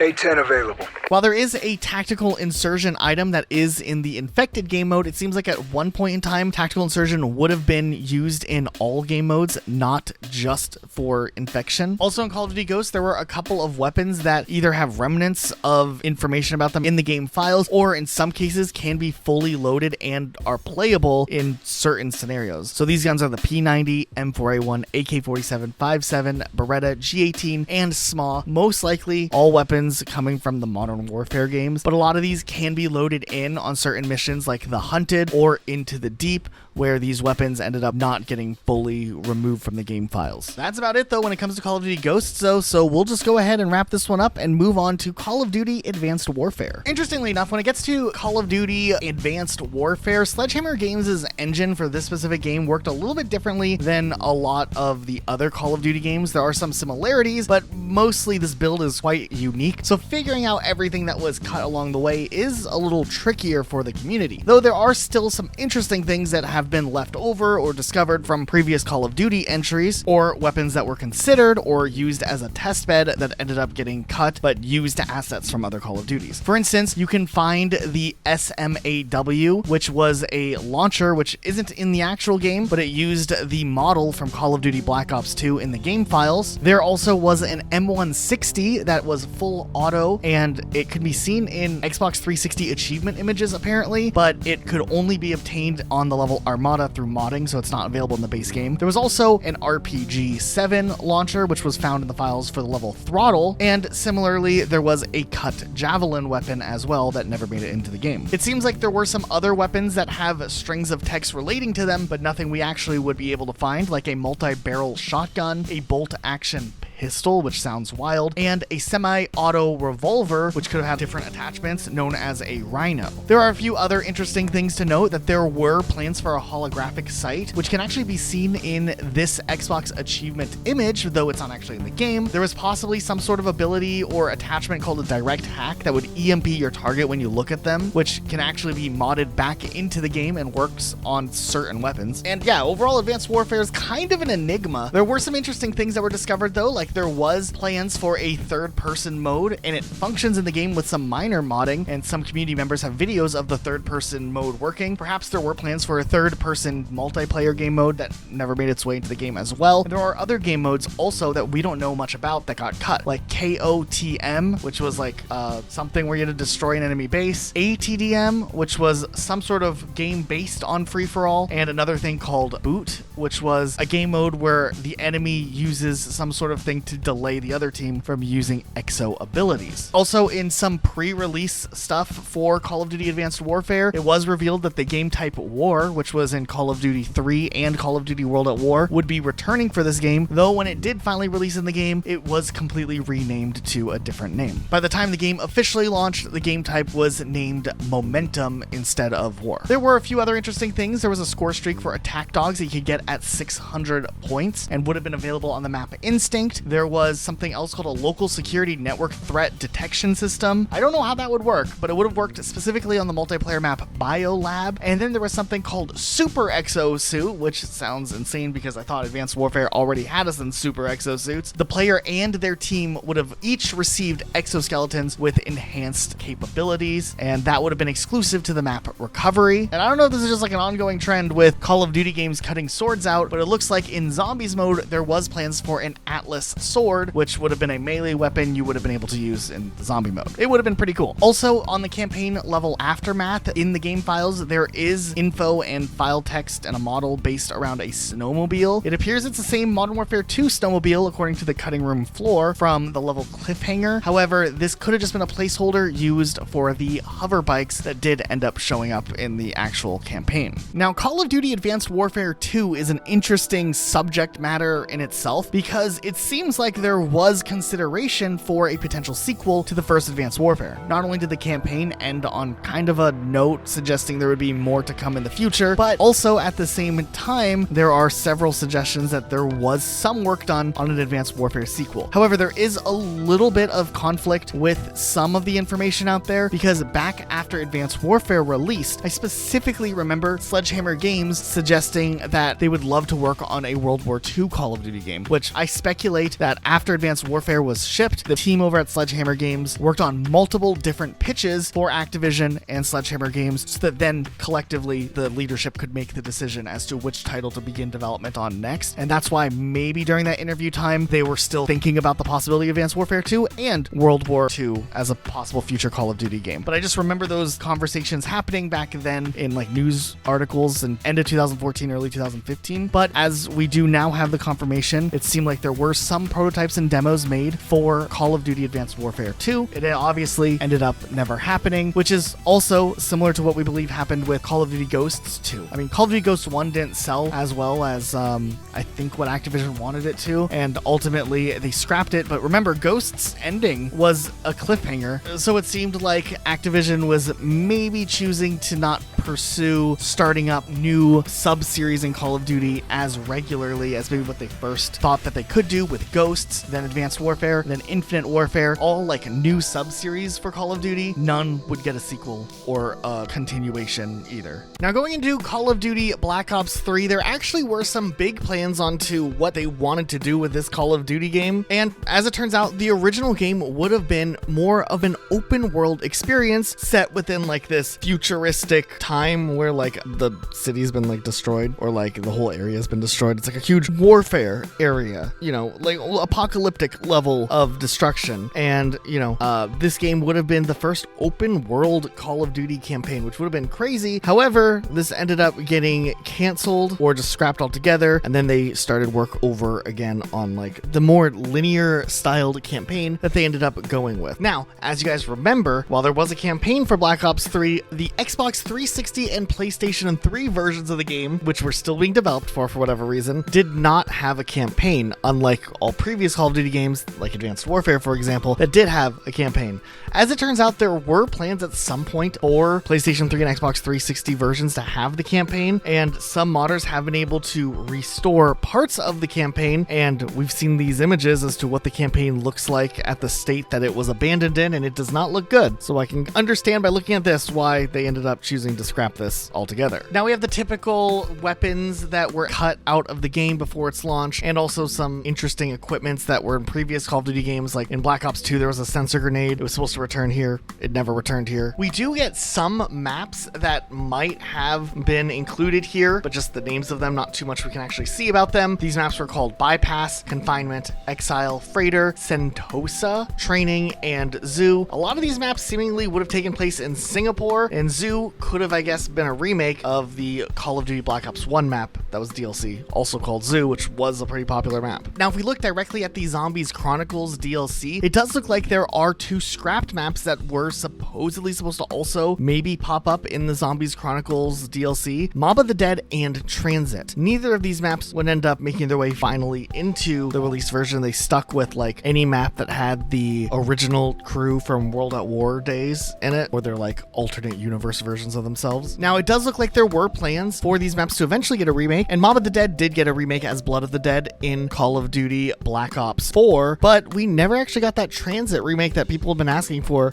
a while now. Transit's kind of a little bit of an underappreciated map. Sure, it was a little chaotic, but I mean, it deserves its remake. I think they could fix it and make it better. There are some pre-alpha screenshots out there showcasing zombies characters, and it suggests that there might have been alternate character outfits or some level of customization for the outfits that you could wear in zombies. And then there's this really weird camouflage that got cut called Now You See Me, Now You Don't, or just See Me. me, and it looks like one of those like motivational generated text things that like people put on their walls in a living room or something. But apparently you might have been able to put that on your gun, and that would have been something else. There's actually a weapon in Call of Duty Black Ops 3 multiplayer you aren't able to unlock anymore. Essentially, the M14 was a weapon that was only dropped in rare crates in the black market thing during a 30-day period. This is the only weapon in franchise history that had like a timed unlock that then became unavailable. Eventually, there was a fan-made multiplayer client that would allow you to use this weapon and allow all players to try it out, but then the project got shut down by Activision. So, yikes. But yeah, that's the gist of what we do know about Call of Duty Black Ops 3. It always gets a little bit harder looking at cut content during this time period moving forward, because some of the content could always have been content that was going to like show up in a DLC or maybe early development work using a previous build that would have shown up in later Call of Duty. It's hard to say, but nonetheless, this ends up being a lot of what we know about Black Ops 3. Then next up, it was Infinity Ward's turn again, so they released Call of Duty Infinite Warfare, one of the most controversial announcements of a game in quite a time back in the day. But it is interesting, some of the content that was planned or was left over in the game files here. One thing that had been noted on like the Call of Duty fandom wiki is that in one of the early trailers for the game, you can see this clip of Ethan pulling Reyes out of like this damaged ship, but this cutscene and mission are not in the actual game. It ended up getting cut somewhere along the way. As you can see from this list, there's a few weapons left over from Call of Duty Ghosts or previous Call of Duties even before that. We're not going to go through every single gun from here on out that gets left over, but you guys can get the idea that some things just remain in the files and have assets associated with them. There were a couple of interesting equipments that ended up getting cut from the game. One most interesting one though was the foam wall that is shown off in the multiplayer gameplay trailer but isn't in the main game. It got replaced with like a futuristic version of essentially the same thing. It really looks like they played around with a lot of different perks, many that did not make its way into the final release of the game. Things like activating a cloak or doing things like disruptor punches. There were extended dodges, hovers, phase falls, phase shifts, power cells, prone mastery, ready ups, score streak, pack, sit rep, sleight of hand. I mean, there was a lot of things considered. I think too many. Like, this would have been like decision overload for players, and it makes sense why they didn't use a lot of these. It's weird that they would have all been worked on and they all were worked on for the game if so many of them ended up getting cut, but hey, their decision, not mine. As far as multiplayer game types, it seemed like there were two game types called Siege and Mugger. Neither of them made it into the game, and we don't know too much about them. And then on the Zombies map, Zombies in Spaceland, it seems like there was some sort of Easter egg that also was supposed to be included that got scrapped somewhere along the way of its development. It would have had these zombies that are wearing these space helmets here, but ultimately the Easter egg ended up getting removed from the game. But oddly enough, they still kind of included it. Like, these enemies would appear on round 6,000, but it is impossible to reach round 6,000 in this specific Call of Duty Zombies legitimately, so it's something that could only be achieved if someone was like modding the game. So we don't know what the Easter egg probably would have originally been. It probably would have been something different than this, but it's interesting to think that these are probably not a finished thought. It wasn't intended to be a round 6,000 thing from the beginning, because the zombies act a little bit strange here. Like, the helmets on the zombies don't fall. They like float for a couple of seconds and then just disappear. So it's pretty clear here that they didn't finish up the Easter egg. So they just like randomly threw it on something that most people wouldn't discover, but maybe one day someone would uncover it, which is exactly what happened. Also, it seems like there are a couple of unused emblems that could have been used in the game for various Activision employees who worked at different companies or just that were associated with Activision. So there's like the main Activision emblem you could have had, but there was also cut emblems for other companies like Beanox, Blizzard Entertainment, which is still Activision, Demonware, which is one of Activision's other studios, and then other studios like Freestyle Games, High Moon Studios, Infinity Ward, King, that's technically Activision also, Major League Gaming, rest in peace, Ravensoft, Sledgehammer Games, Toys for Bob, who were doing like the Spyro stuff back then, Treyarch and Vicarious Visions, who was doing like the Tony Hawk stuff around this time, or we're getting ready to. I think they were helping with Destiny 2 at this time. Also, there are some lines on the Zombies map, Shaolin Shuffle, for picking up perks that aren't in this specific map, like Slappy Taffy, which you can't get through like a regular perk vending machine. So it's a little bit different here, but they still have the lines for it. I'ma slap the stank off of somebody around here. Because sometimes you just have to slap the shit out of someone. More than once. I'm ready to slap the shit out of somebody. It sounds like a good time in a box. And that's my kind of party. And similarly, the same thing for the Trailblazers perk, which was in the Attack of the Radioactive Thing, where you can get it by doing a quest, but you can't get it from like the regular purchase of the perk, but there's still audio for purchasing the perk in the game files. Let's burn this town to the ground. I just hope this doesn't burn a hole through my underpants. I didn't bring a backup. Yeah, let's burn rubber, baby. I'm like a human hot rod over here. Woo! That sounds like a superhero. A guy could get used to that. Yeah, Call of Duty Infinite Warfare, kind of the black sheep in the Call of Duty franchise. The campaign was better than a lot of people give it credit for, but ultimately it is not talked about too much, and I don't think people have dug into this game as much as they maybe could. Hopefully in the future we find out more about this game, but for now this is kind of all we know. Now also around the time of Call of Duty Infinite Warfare's launch, there was Call of Duty Modern Warfare Remastered, which had its own multiplayer, and there are some interesting things on the multiplayer side of things that ended up going unused that you wouldn't expect to be in the game. For instance, there were multiple weapons from later Call of Duty games that went unreleased and never got added into the game, like the PP-2000, which was originally in Modern Warfare 2 from 2009, the Galil, which appeared firstly in Call of Duty Black Ops 1, and other weapons like the Striker from Modern Warfare 2 and the M240. They're all in the game files, none of them are playable. There also are several attachments to weapons that have leftover text strings associated with them that might have been included at some point, like a heartbeat sensor or a thermal scope. There was something called a long barrel. There was extended mags, variable reflexes, tactical knives, shotgun, probably like a master key type shotgun, and also akimbo for Call of Duty Modern Warfare Remastered as well. There were also strings referencing reloading animations for akimboed weapons, like the Desert Eagle, for example, but the attachment isn't available for those weapons in game. Now, when it comes to the Call of Duty World War II era, things get really, really weird here. Now, Call of Duty World War II was supposed to be like a Call of Duty experience that brought things back to the olden days of Call of Duty. The first World War II game since World at War in 2008, so it had been like 9 years at this point. And while it comes to World War II itself, the files that did end up remaining in the game that detail things that didn't make their way into like an actual playable state are pretty limited. But big picture Call of Duty, there's some weirder stuff going on. But let's start with what we actually know about cut content from World War II. There are a few weapons that had remnants in the game files for them, like a Type 99 LMG and a Carcano M1938 sniper rifle. I hope I said that right. There were also files for things like attack dogs, advanced recon aircrafts, and a couple of other little interesting things. And then also references for some game modes that aren't in the final version of the game, like Sticks and Stones, Lockdown, which we don't know what that would have been, and Control. But then there's one other massive question that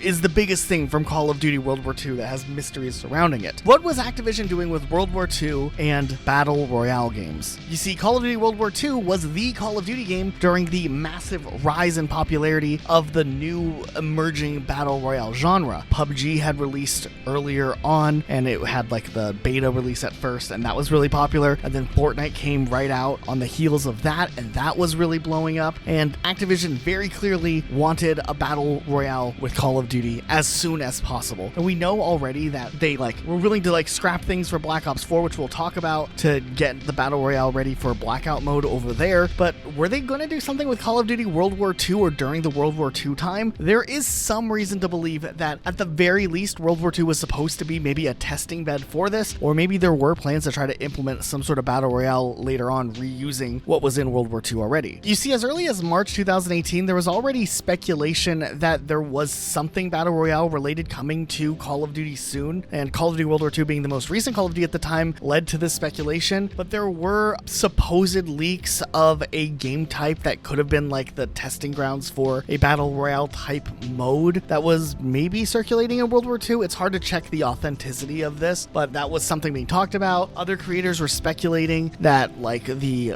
HQ area where you could open up loot boxes and test kill streaks and stuff was actually a part of maybe what the Battle Royale map would have been, because it was a large area with a lot going on out of bounds, but there was really nothing real to that. However, the one thing that did have relevancy to all of this was what Call of Duty was doing simultaneously along the release of Call of Duty World War II over in Call of Duty Online, which was the Chinese free-to-play Call of Duty experience that had only released in China back in the day. That game in general was known for having a lot of very interesting game type ideas and concepts, just just kind of thrown at the wall to see what it would work like and how it would work. And there was a Battle Royale game that released over there for that specific Call of Duty game, which was during the era of Call of Duty World War II. Now, this is actually the first ever Call of Duty official Battle Royale experience, even though it wasn't released on a global scale, and it very much looks and plays, from what we can tell, like a test bed for what Battle Royale modes could look like. But it is interesting to see, even with some of the like nuanced goofiness, especially the end screen here whenever the game's over and it shows all the characters just awkwardly standing there. Yeah, something interesting that a lot of people don't really think about nowadays, but technically this was the precursor to the real Battle Royale experiences we would get later on. But the real Battle Royale experience wouldn't come until the release of Blackout alongside Call of Duty Black Ops 4. Now, when it comes to Call of Duty Black Ops 4, I have to say this. While I didn't really enjoy Black Ops 4 all that much, looking at the cut content that was in this game, it's actually very surprising how much ended up getting scrapped from Black Ops 4 in particular. This game had potential to be one of the most full Call of Duty experiences ever released. Like, there was a lot planned to fit into a single package of a game that would have been Call of Duty Black Ops 4. However, a lot of it didn't end up making it to release. Most notably, the campaign. Call of Duty Black Ops 4 was the first Call of Duty game to not have a campaign at all, and instead have multiplayer zombies and a Battle Royale mode, which, for the first time ever Battle Royale in Call of Duty, Blackout was pretty fun for a while. It just didn't get updates regularly enough. But of course, the most interesting thing by far is the cut campaign that would have been in Call of Duty Black Ops 4. Originally, there was supposed to be this 2v2 multiplayer experience that would have opposing factions that would all be tied together to a larger narrative. This alone already sounds like a pretty wild and out there shift for campaigns in Call of Duty, but apparently in 2017, when things for this type of campaign weren't really coming together, the decision was made to shift the campaign into a more linear campaign, much like the previous Call of Duty Black Ops games that we had seen before. However, by February of 2018, things still weren't taking shape with this campaign, and altogether, the entire project ended up getting scrapped as Activision wanted to have dedicated resources into making Blackout and a Battle Royale for the next Call of Duty game, so they would have just a window of time to get a Battle Royale ready, and they needed all hands on deck, so this campaign idea that was moving along already on a tight schedule was scrapped as well. But that wasn't the full end of what was planned for Black Ops 4 when it comes to narratives. There was a replacement planned that would have been these operator type missions, kind of like what you would see from Battlefield 1 with like the war stories, and these would have been the replacement to campaign, and they would have been story driven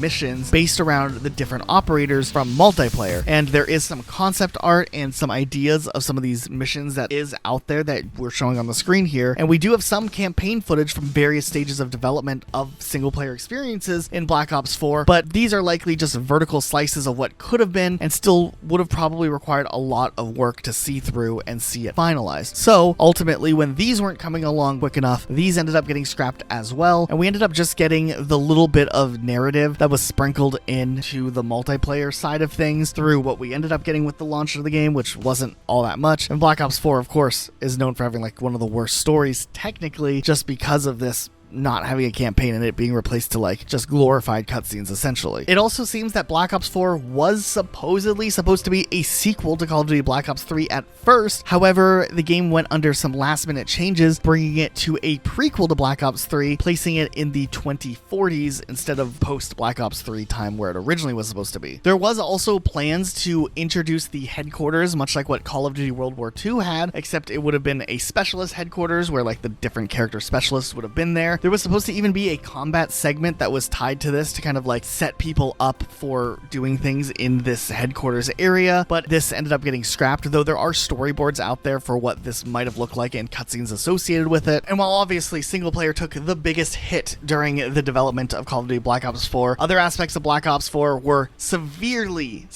hindered by the short time that Black Ops 4 had to move things around and get a Battle Royale mode ready. Not only were there a handful of weapons that had placeholders found in the files for the multiplayer and typical things like attachments and whatnot, but there were things once again that were kind of surprising to see for a Black Ops 4 type game left in the game files, like a bunch of cut multiplayer maps. There's not too much we know about them, but it seems like there were at least 5 multiplayer maps that ended up getting cut from the main multiplayer, known as Breakers, which would have taken place on a tropical island in Colombia, another map called Iceberg, which would have been in some harvesting plant around Ireland, a museum map in Australia, some map called Urban, which does have concept art for it, and another unknown map that would have been in the desert somewhere, and we do have a preview image showing what the map maybe would have looked like before it was scrapped. Also, I think Activision had a lot of faith in Call of Duty World War II's War Mode being this like new feature that hopefully would bring in a lot of people. So at some point during Black Ops 4's development, the Black Ops team worked on War Mode and War Mode maps to go with it, though these maps all would end up getting cut, though it seems like they were pretty far along in their production, having official names with them called Takizi, I think, Valencia, Shipbreakers, and Glacier Dam. There were a handful of multiplayer game types that got cut as well, you know, typical ones that we've seen in other CODs like Demolition, obviously the War Mode, Uplink, and then some other interesting ones that we haven't gotten to see too much. One called Escalation Game, which I didn't know was a thing, but players would start with a pistol and they'd have to gather specialist weapons from the ground, and then when killed, the specialist weapons would be dropped, they'd lose a point, and it just seemed like one of the more ambitious game types that they had. There's another game type called Frontline, where players would spawn at their base and use teamwork to eliminate players on the other team. There was some sort of hostage mode that we don't know too much about. I'd like to believe it was hostage mode from Rainbow Six Siege, but we don't know. And then of course, to try to compete with games like Overwatch being successful, there was a payload mode that was considered at some point, which also ended up getting cut. There was a specialist, which was the character Blackjack, who was originally a character in the Call of Duty Black Ops 3 story. Apparently builds from 2016 reveal that he had traits like reserved ammo and reduced flinch, but the operator would end up getting cut from the game altogether. And while we won't dive into every little nuanced thing that was changed over the multiplayer's development, because there was a lot with this multiplayer that changed over the course of various builds between early development and into launch, we will talk over some of the things. Like for instance, there were plans to do things with specialists having exclusive weapons that you could only get by playing as certain specialists. And then they would take that idea of specialists being involved in this type of stuff and bring it a step further, doing things like equipment being tied to certain specialists, where only certain specialists would have access to certain equipment, but they ended up removing that and you could just, you know, do loadout stuff. There were plans to have specialist ultimates where you'd be able to like activate your specialist, but then this got scrapped in favor of like the regular score streaks, but we can't see what some of those special scrapped ultimates would have looked like. There was also things like scrapped abilities or like passive abilities that had buffs and debuffs to them. Like some specialists would like do better against being flashbanged than other specialists, and they all had like their own balancing. It was like Pokemon, but for Call of Duty, and I see why they ended up cutting that. There was also a mechanic for sprinting that would have been different for this Call of Duty game, where you would have a sprint meter, and when your sprint meter expired, you would still be able to run, but you would just run slower until your sprint meter would recharge, rather than how it is now, where like you sprint, and then you can do like a little jog while your sprint recharges, and then either sprint for a couple of seconds before it fully charges, or wait a bit and then sprint. This would have been something a little bit different. There are also plans for a foam grenade that could get players stuck inside of the foam, and there was a medal associated with getting a kill with a foam grenade, which seems a little weirdly unfair. It also seems like the Battle Royale mode, Blackout, had some big plans for it too that ended up not being able to be implemented fast enough for the little over a year where this was the main Call of Duty Battle Royale experience. On the map Lockup, there actually was a billboard that would have shown a finished version of that huge building that was in the construction site that would have been called the Milovan Hotel. Now, it looks like at some point in an update, there was supposed to be the finishing touches added to that building and some new types of interior items that would have been added, though ultimately the hotel never got finished and they weren't able to like remodel it for the actual game. There were also enemy bosses that were planned to be added in, like the Avogadro and Brutus were supposed to be making an appearance in the Alcatraz section of the Battle Royale map that was added, and while they can be added into the game through modding,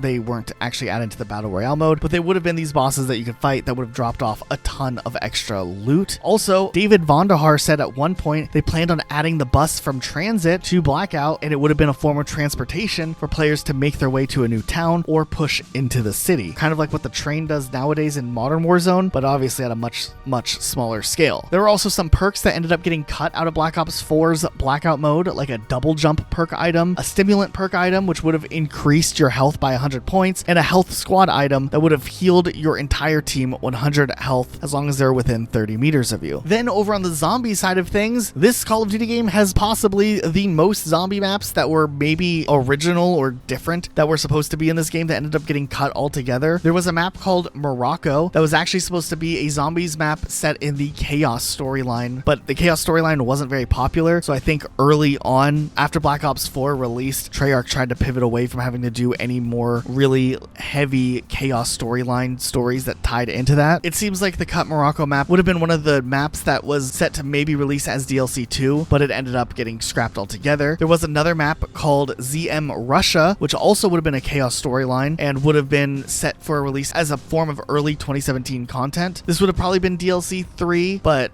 it ended up getting scrapped altogether, as probably once again the Chaos storyline wasn't nearly as popular as the Ether story. And then the one we know the least about was another scrapped Chaos storyline map called ZM Blue, which was data mined, and there's like strings of evidence referring to this map. We don't know much more other than it probably would have come out sometime after Ancient Evil. Then of course there was a big community outcry for Black Ops 2 to get better representation, with more maps being included in maybe a Zombie Chronicles 2. This never ended up happening, but it does seem like at some point there were plans for a second season of Black Ops 4 where they would have done extra content for season pass holders, and Transit, Buried, and another map known as Great War would have all been tied into the Ether story and might have been planned to be included inside as DLC for this extra DLC. Instead, we did get a couple of surprises as zombie DLC in Black Ops 4 that weren't expected back in the day, but it would have been nice to see at least a map like Transit get a remake in a little bit of a newer Call of Duty game, since it was ignored from Black Ops 2 originally, and a lot of people really liked Buried as well. On top of that, this game would have been the first zombies game to bring back some interesting game modes like Grief once again, the good old 4v4 competitive zombie mode where you could like fight to try to outlast the other team. I always loved Grief in Black Ops 2. I wish we could see it more often nowadays, but I guess you have to play Black Ops 2 to experience that. And there was something else called Treyarch Custom Mutations, which was a planned series of game modes that would have offered specialized sets of custom mutations for zombie maps. There were also plans to have Newton's cookbook in Call of Duty Black Ops 4, but this ended up quietly getting scrapped.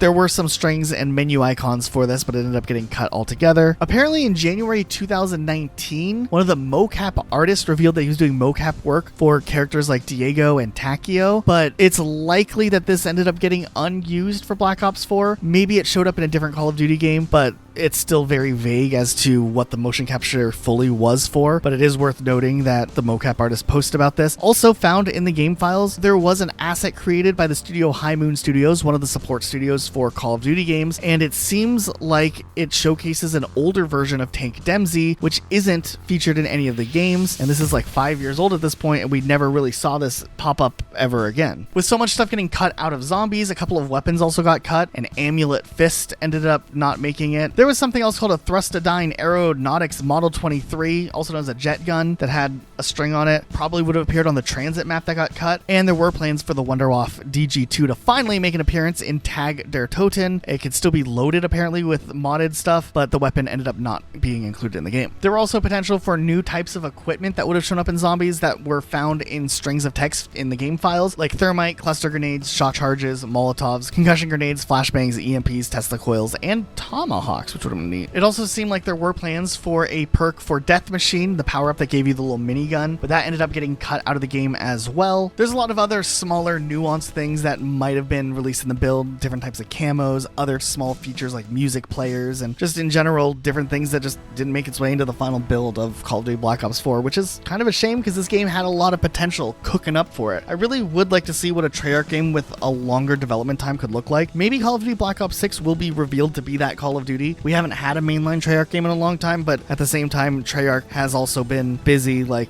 doing zombies for all these other Call of Duty games and whatnot. So we'll have to see what ends up coming from it, but at the very least, if the cut content of Black Ops 4 can be indicative of what the future could look like, maybe we'll get a really solid Call of Duty sometime soon. With Modern Warfare 2019, Activision rebooted the Modern Warfare franchise, and along the way they cut a decent amount of content because this was like a brand new turning point for Call of Duty, so there was lots of things to figure out and lots of different ideas floating around. Like for example, there's this piece of concept art that shows a pitch for an unused zombies game mode that at one point was being considered very early on in development, as you know, there's only this concept art picture, and it would later on be replaced by Spec Ops, which is the thing we actually got when the game released. The reason was revealed during an interview with Jacob Minkoff, who was a designer that worked on Modern Warfare 2019. He said, "We're trying to create an authentic, realistic feeling world. We don't have the flexibility to do something like put zombies in the game. That would compromise the feeling of playing in a world that feels realistic and authentic and relative to today's conflict and things we face." Now, that's actually a pretty weird statement considering that with Modern Warfare 3, they did actually make like a Spec Ops Zombies mode. But I guess back then that's how the studio felt. Another designer, Brian Bright, would reveal that there was actually prototypes made for the game, but there has never been a leaked prototype of the Zombies mode that they were planning for Modern Warfare 2019, so we have really no idea how far it got or what that looked like. When it comes to the multiplayer, there were a ton of cut things and minor cut things like voice lines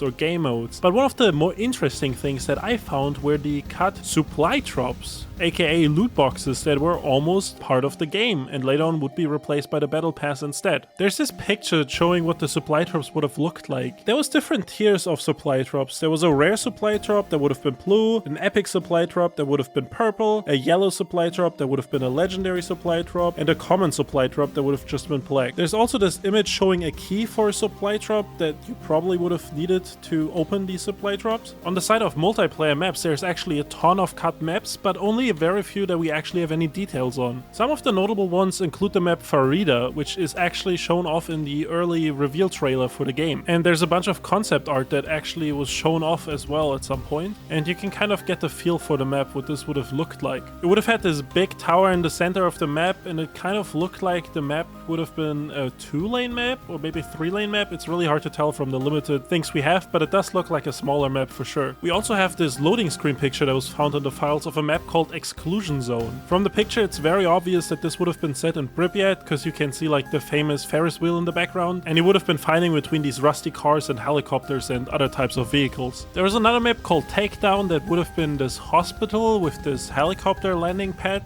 that you can see, and a map called Borderline that looked like it would have been set in a city. I mean, this kind of looks European. I don't know where this is. There's also a cut Ground War map that was called Smetna Farms, and it would have had locations like hay storage, launchers, central barn, silos, and windmills. And from the picture, it looks like it was on the Verdansk map and close to the stadium. There was also a map called Fallout, and all we have about this map is the description. It says hidden nuclear facility in Ukraine. So there would have been another map set in Ukraine with a nuclear theme that was not Exclusion Zone. There's also some cut night and day versions of already existing maps. Piccadilly is usually at night, but there's concept art of a daylight version. The gunfight map King, on the other hand, is actually set during the daytime, but there's a night version of it where you would have utilized night vision. This map was actually shown off by Activision when they showed the RTX features off for Modern Warfare 2019. So this one has actually some footage that you can look at. There's also a massive amount of cut weapon perks and regular perks. To be honest, I feel like too many for me to go through them all, so I'm just gonna look at some notable ones that I thought were notable. But the laser used to be a perk before it was turned into the laser attachment. Rush also sounds like an interesting weapon perk. You would have gained a brief movement boost after each kill. Then apparently there was also a perk for ricochet armor that would have let your bullets reflect off different surfaces. Also another movement perk would have been the player perk called Fast Slide. It would have increased the distance of your sliding and also would have decreased the amount of boost meter that ADSing while sliding takes. The perk Hunter would have allowed you to see footsteps for a short duration, and stopping power was actually found also in the files and even had the classic icon. On top of all that, there was actually a cut pro perk system that would have allowed you to upgrade perks to stronger versions of themselves. Like there was things like Overkill Bro, Scavenger Bro, Blast Shield Bro, Spotter, Hardline Bro, and it's not quite clear what they would have done or how you would have even upgraded them, but there was images found for a lot of these perks from this pro perk system that was scrapped during development. There's also files hinting at a version of Last Stand where you would have had no weapons, but you were able to self-revive yourself. And a ladder field upgrade that would have allowed you to pull out a little ladder and climb up containers or walls and whatnot. There's also a couple of unused drivable vehicles that would have been featured in the BR mode, like a police car, a pickup truck, a van, a hoopty, whatever that is, like a smaller truck, a medical army truck, and a personal transport vehicle. It was also revealed that there was a cancelled clan system that was also found in the files of Call of Duty Modern Warfare 2019. The clan menu had different things like leaderboard, leaderboards, message boards, a prestige system, even challenges and playlists. We don't know much about the system because these are literally only menu placeholders and there's no other details that ever came out. The EMP drone streak actually also looked very different early on. The player himself was supposed to fly the drone and fly across the map and EMP the players on the ground. And there's a cut equipment called Pop Rocket, which would have kind of worked like a Semtex and it stuck to players and then exploded. I mean, it's basically a Semtex, so they probably cut it because it was redundant, but people managed to pull it from an early release version and it's actually something you can look at and play in game. There's also a ton of unused operators that got concept art or like a concept profile picture that was like a headshot of the person's or the actor or whatever. There was Kilgore, Lynch, Kato, Hooper, Murphy, Yandi, Trick, Stoli, Nebu, and Quinn. Some of them look cool and some of them don't look so cool, so I don't know. They probably just already had too many operators and needed to cut some. On top of all the customization options for operators you already have, like different skins and such, there was also consideration to make tattoos and face paint like a separate entity that you could equip and buy. And then there would have probably been like tattoos that you could put on every operator that were included in bundles, same with face paints. But they probably figured out that weapon charms and stickers and all these calling cards are already enough to inflate like the items that are included in a bundle. But maybe this would have tied back to the loot boxes and you would have gotten face paints and tattoos from loot boxes because they probably would have had to fill these with more items. But it's just my speculation. There's also a bunch of cut weapon variants that did not make it in Modern Warfare 2019, like a sniper variant of the Odin or an MP7 Akimbo or an AX50 with iron sights. All these ended up being cut at some point, but they're still accessible in the game. Also, there's a Russian variant of the ACOG that people found the files for. There's also a ton of cut game modes for Modern Warfare 2019. Two of them would actually be used in Modern Warfare 2. The hostage game mode was turned into prisoner rescue, and high value target was turned into the bounty game mode. It also looks like there was consideration for a battle royale prop hunt mode, which the idea probably later on came up again once Cold War released and they added prop hunt mode to that game. Now, as we move forward and we approach the development period for Call of Duty Black Ops Cold War, things get really messy. You see, at this point in time, after 2019, Call of Duty had been adjusted to the 3-year game cycle where Sledgehammer Games, Treyarch, and Infinity Ward would alternate in game development so that each studio had just under 3 years to complete a Call of Duty title. However, in more recent years, Activision had been growing one of the support studios, Raven, for quite some time, giving them larger, bigger, and more individual projects to work on. They had managed the remasters of Modern Warfare, and they did the whole multiplayer for Modern Warfare Remastered, and were a pretty big support studio for the main Call of Duty releases up until that point. So the Call of Duty game that was set to release in 2020 was supposed to be co-developed by Ravensoft and Sledgehammer Games. However, it doesn't seem like things were going very smoothly because in early 2019, a few months after the release of Call of Duty Black Ops 4, Activision made the announcement that Call of Duty would be shifting back to the 2-year development cycle that was from way back in the day, and Treyarch would actually be replacing Sledgehammer Games as the lead development studio for the next Call of Duty game. Apparently, there was some sort of issue with Raven and Sledgehammer Games not seeing things eye to eye with how development was being handled, so Activision made the decision to pull Sledgehammer Games off of this for now and put Treyarch developers in to work on the multiplayer and zombies side of things, while Raven would rework the campaign that they were already working on to fit into the Call of Duty Black Ops narrative. Now, I fully speculate that originally this Call of Duty game that would have released in 2020 was unrelated to the Black Ops series altogether. Actually, I believe it might have been called something like Call of Duty 1984, you know, a play on George Orwell's book 1984, which is all about like government control and conspiracies. But with Treyarch behind it, Treyarch was known for the Black Ops series, so they wanted to establish that it was a Black Ops game, and I think the name would be renamed to Black Ops Cold War, and interviews line up with a lot of this information, suggesting it was a different campaign at first, and then they implemented story elements from Black Ops to make this a true sequel to Black Ops 1. But yeah, I'm sure there are a lot of secrets out there as to what was going on during the development after the release of Call of Duty World War II in 2017, leading up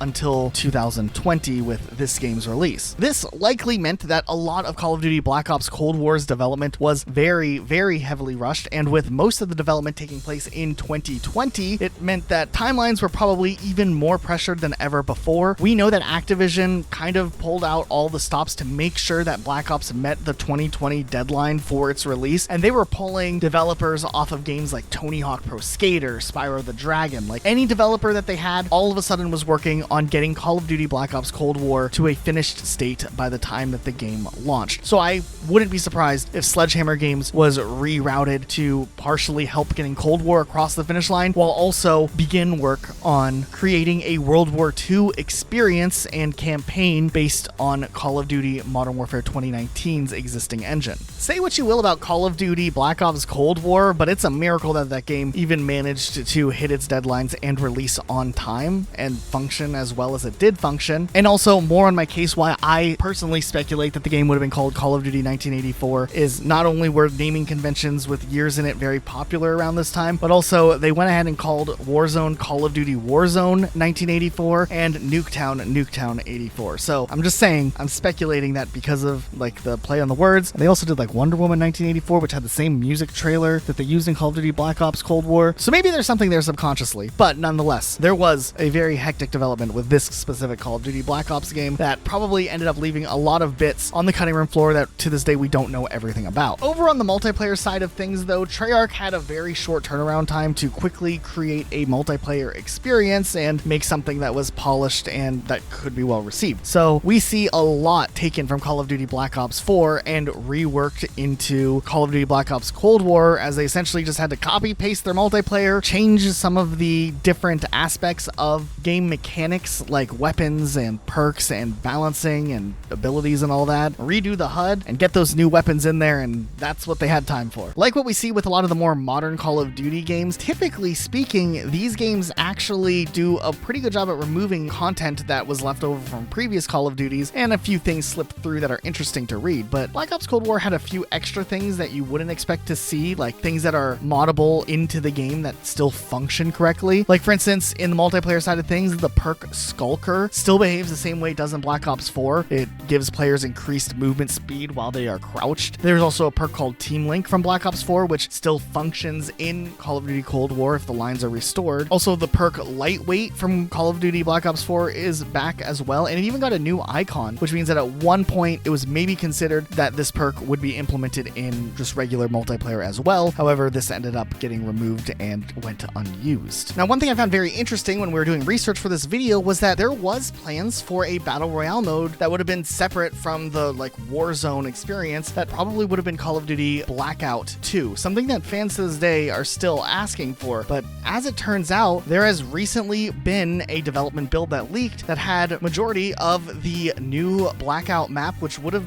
maybe gone by the name Operation Ascension, fully playable, with some areas still needing some polishing up, but many of the areas still being fully finished. Archiver Riley541 has a great video on his channel where he showcases a lot of the locations from this cut Battle Royale map, and you can see that it likely would have played out like Blackout, with weapon, ammo drops, and whatnot being on the ground available. A lot of these locations look very polished. It is a very large map, and some of these locations are levels from previous Call of Duty games, specifically ones that are known from Black Ops, like Zoo shows up as a location, which would later on be re-added in Call of Duty as like multiplayer DLC, but it could have been a big part of the overall Battle Royale map. And there's other locations too. Some locations look very familiar to previous multiplayer levels, like this little stadium here reminds me of that one Black Ops DLC level. It was a pretty incredible looking location, and it does look like while they ended up not doing a Battle Royale mode, they did reuse some of this map for that open level experience of zombies that they added in for Cold War that I don't think too many people actually liked. I feel like this map would have been much more well suited for a Battle Royale type experience, but nonetheless, we never ended up getting it. But who knows? Maybe this map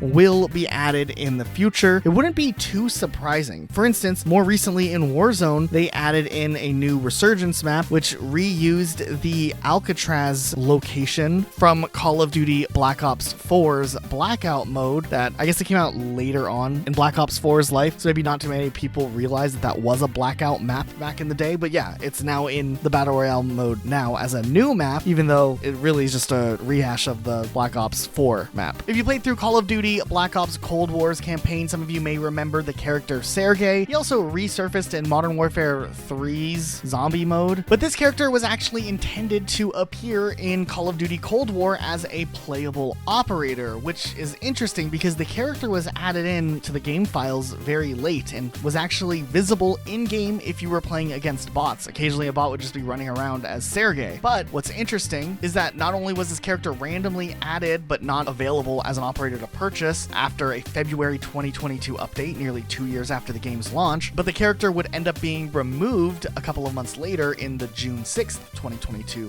update. So maybe it was an accident that this character was put into Black Ops Cold War. Maybe he's going to be in Black Ops 6 and they accidentally put him in early. Who knows how this ended up happening, but it is something worth noting. It looks like at some point or another there were plans for a field upgrade system utilizing a barricade that's still found in the game files with unique icons, models, and animations, but it ended up getting cut. There were also plans for potentially a canine unit like dogs from previous Call of Duty Black Ops games. They could be found in the game files, though they were never activated when the game released. And that's about it when it comes to Call of Duty Black Ops Cold War for now. This is kind of interesting because after Call of Duty Black Ops Cold War, we got the release of Call of Duty Vanguard, which was Sledgehammer Games' re-chance at another game. This time, they were pretty much put in charge of repurposing Modern Warfare 2019 into a fresh Call of Duty experience based around World War II, and that's what we got, I think. But of course, the development on this game was very, very, very short, and to this day, we still don't know too much of that didn't make its way into the game. It's almost like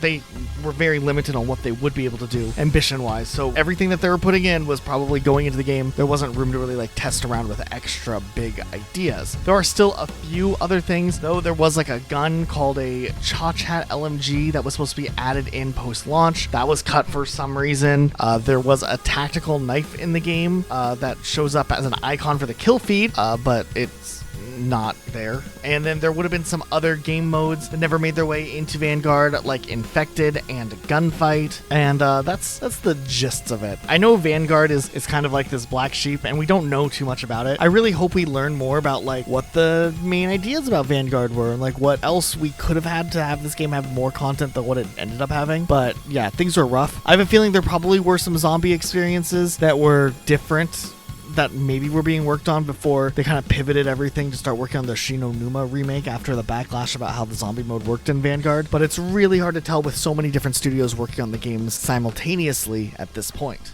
When we get to Modern Warfare 2 2022, there actually isn't too much cut content, but there's a pretty big list of cut multiplayer maps that the names were included in the files for. We don't know any details about most of these multiplayer maps, but some of them, like Tokyo, would show up in Modern Warfare 3 and would get released later on. But then there's also hints at like a day version of the Crown Raceway, which obviously is that map that was only there at night, but this probably would have been the day version. Interestingly enough, there was also a map called MP Favela, which, you know, probably would have been Modern Warfare 2's Favela, but we didn't get that until Modern Warfare 3 either. When it comes to perks in this game, there was 2 perks that people actually found files for. The first one being this icon for this third-person perk, which I guess at some point early in development was supposed to be a perk and not its own game mode, which I wonder how that would have played out, because you would have had to use up a perk slot to play third-person, which I feel like if they didn't want to make it a mode, they should have just made it a toggle in the settings and not a perk. So I mean, I can see why they cut it. It just seems like a useless perk. And then the other perk that was considered is called Underkill, which would have been the exact opposite of Overkill. So instead of carrying 2 main weapons, you would have just been able to carry 2 secondary weapons, like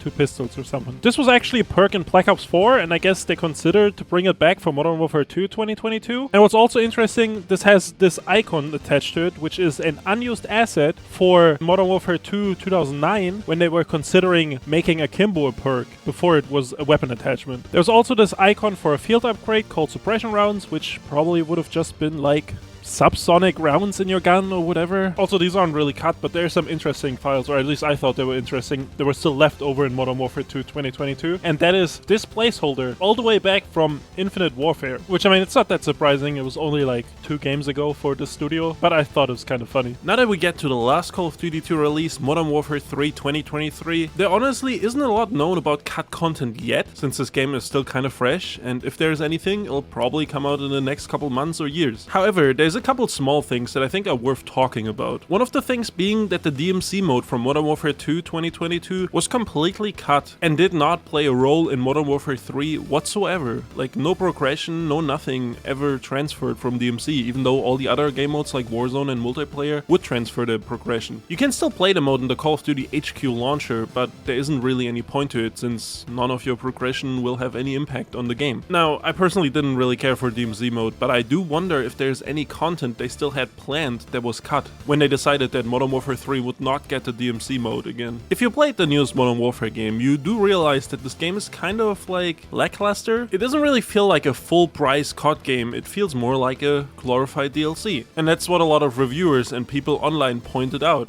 And this is because there was scrapped plans for this to be actually a DLC for Modern Warfare 2 before it would later be reworked into a standalone game. You know, some evidence of this is the carryover with the weapons from Modern Warfare 2, which is the first time a Call of Duty has ever done that, like carry forward weapons from the previous Call of Duty. There was also reports that the development time for Modern Warfare 3 was half the time that normal CODs get. This kind of sounds like they weren't given that much time because this was supposed to be a DLC and not a full game. Also, I saw people pointing this out that on PlayStation 5 there is no Platinum trophy for Modern Warfare 3 itself, which again is more evidence that this was supposed to be a DLC. And we know that there's some scrap content from the previous Call of Duty that made it into this game, like the Tokyo map or Favela, which were listed for Modern Warfare 2, the previous year's Call of Duty. Now this next part is fully speculation, but me and Elijah have speculated over the years that when Modern Warfare 2 Remastered came out with Modern Warfare 2019, they also remastered all the multiplayer maps in that engine but just never released it. And if that is the case,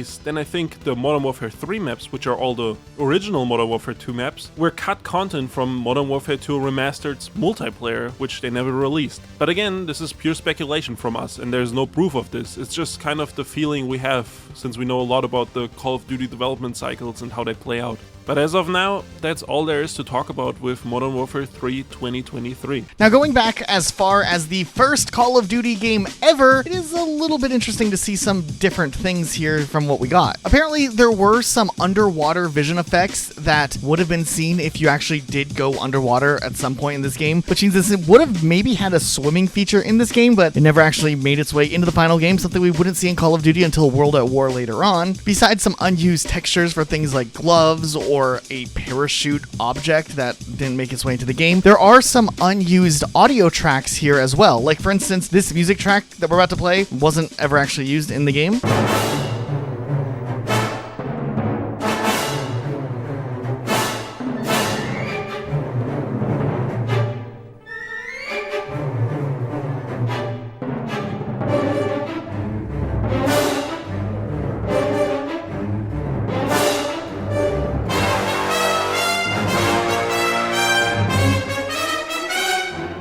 And there's also, like, audio of multiple main characters just, like, screaming or charging, I guess is what the cutting room floor refers to it as. I like to say it's screaming. Have a listen. Ah! Ah! Die! Die! Yeah, so there's not a whole lot that we fully know about Call of Duty 1 since it's such an old game at this point and it's harder to look through the files and know what was in and what wasn't in or whatever. But as we move along, we do find out a lot of information about other Call of Duties, so let's look at Call of Duty 2. There are some interesting little things that ended up getting cut out of this game. There are several characters that have leftover references. These were characters that were maybe supposed to show up in various campaign levels, like Private McAllister, Sergeant Nixon, VS Zubov. I think some of these characters were from the first Call of Duty game, so it would have been cool to see like a callback with them like showing up as like a little cameo appearance for the people who did play Call of Duty 1, but they obviously weren't able to implement this, or perhaps maybe they were never intended and they were just like left over from the COD 1 days, but it seems like they were maybe supposed to have a cameo. We know of two cut weapons from Call of Duty 2, the FG-42, which was pretty much almost done but ended up getting scrapped, and the Panzerfaust 60, which has a texture sheet and HUD icons still found in the game. And then there were some multiplayer maps that got cut out of Call of Duty 2. Some of them were kind of like leftover stuff. Some of them were just like planned projects for this game that ended up getting scrapped altogether, but it is interesting to look at. There was one called Carrefour, which would have been like this big map with two rivers, and it might have had drivable vehicles. There was another one called Dehaven, and this would have been like an urban farm place, also with drivable vehicles. Desert Bunker, I assume this was a desert in a bunker and also had drivable vehicles. Then there was a map called Fire Station, which might have been pretty close to being finished, but it ended up getting taken out of the game altogether. Then there was a map called Minsk, which had two versions of the map that modders have uncovered over the years. One was like a snowy train yard, and then there was like a underground tunnel area, and another was like a snowy, destroyed Russian city. There was a map called River Crossing, which would have been like this farmland with a river crossing in the middle. Drivable vehicles again. again, Sandpit, which was this hill area with bunkers in between, would have been a pretty small map, it seems like. A map called Solange, which was set in this like village, and there was like a church and a couple of their houses. Then a map called Trainwreck, where you get to drive around a desert near a train wreck. And then another map called Train Yard. You know, Call of Duty, they love their trains and whatnot, and there are similarities, of course, with another map that was in the game called Rail Yard, so maybe this one got scrapped because of it. There was this map called Kane. There was a map for Carentan, which was a popular map from Call of Duty 1 originally. Another map called Three Bridges, which had like this big church. Another map that was called Egypt. It probably took place in Egypt. And then potentially a prototype map that we can't really figure out too much about, but it is interesting to look at. Of course, I'm grateful that some of these maps in old games like Call of Duty 2 years later have been able to be partially restored by modders and fans of Call of Duty to see what these would have played like. So I appreciate these people who've been able to let us look back at this from like the historical significance here. Call of Duty 3 has always been a really tricky game to take a look at because this game never had a PC release, which makes it a lot harder to dig into the game files, and to this day there's still not too much known as to like what ended up not making it into release of Call of Duty 3, but we do know a few things. Like for instance, Call of Duty 3 was thrown together in about 8 or 9 months by Treyarch, and that was an uphill battle, so we're pretty sure that a lot of the game was just an overhaul of Big Red 1, the engine and the game that they had worked on previously, but obviously there probably were some things that ended up getting cut out of the final release of the game, but still, time will tell when it comes to this game. This one's not maybe groundbreaking, but some of you might remember playing Call of Duty Finest Hour on the PlayStation 2 or Xbox, and in the game files, if you go through them, you can actually find some leftover graphics from when the game was sent out to likely beta testers to try out the game and test it out. So there's these like work in progress disclaimers. There are some different loading screens across Call of Duty Finest Hour as well, like this old one that ended up not getting used. And interestingly enough, the Japanese Xbox version had a different loading screen, which I mean is already a known fact, but what's interesting is that in the files there's a version of it that doesn't mention Capcom being the publisher for the Japanese version of Call of Duty Finest Hour, but later that would be updated and we do see mention of Capcom in the final build of the game. It also seems like there were some loading screens that were intended to be placed for actual campaign levels that didn't end up getting used, likely because these campaign levels ended up getting cut from the game. We can take a quick look at what these look like. It also seemed like the way that they ordered the multiplayer maps internally in the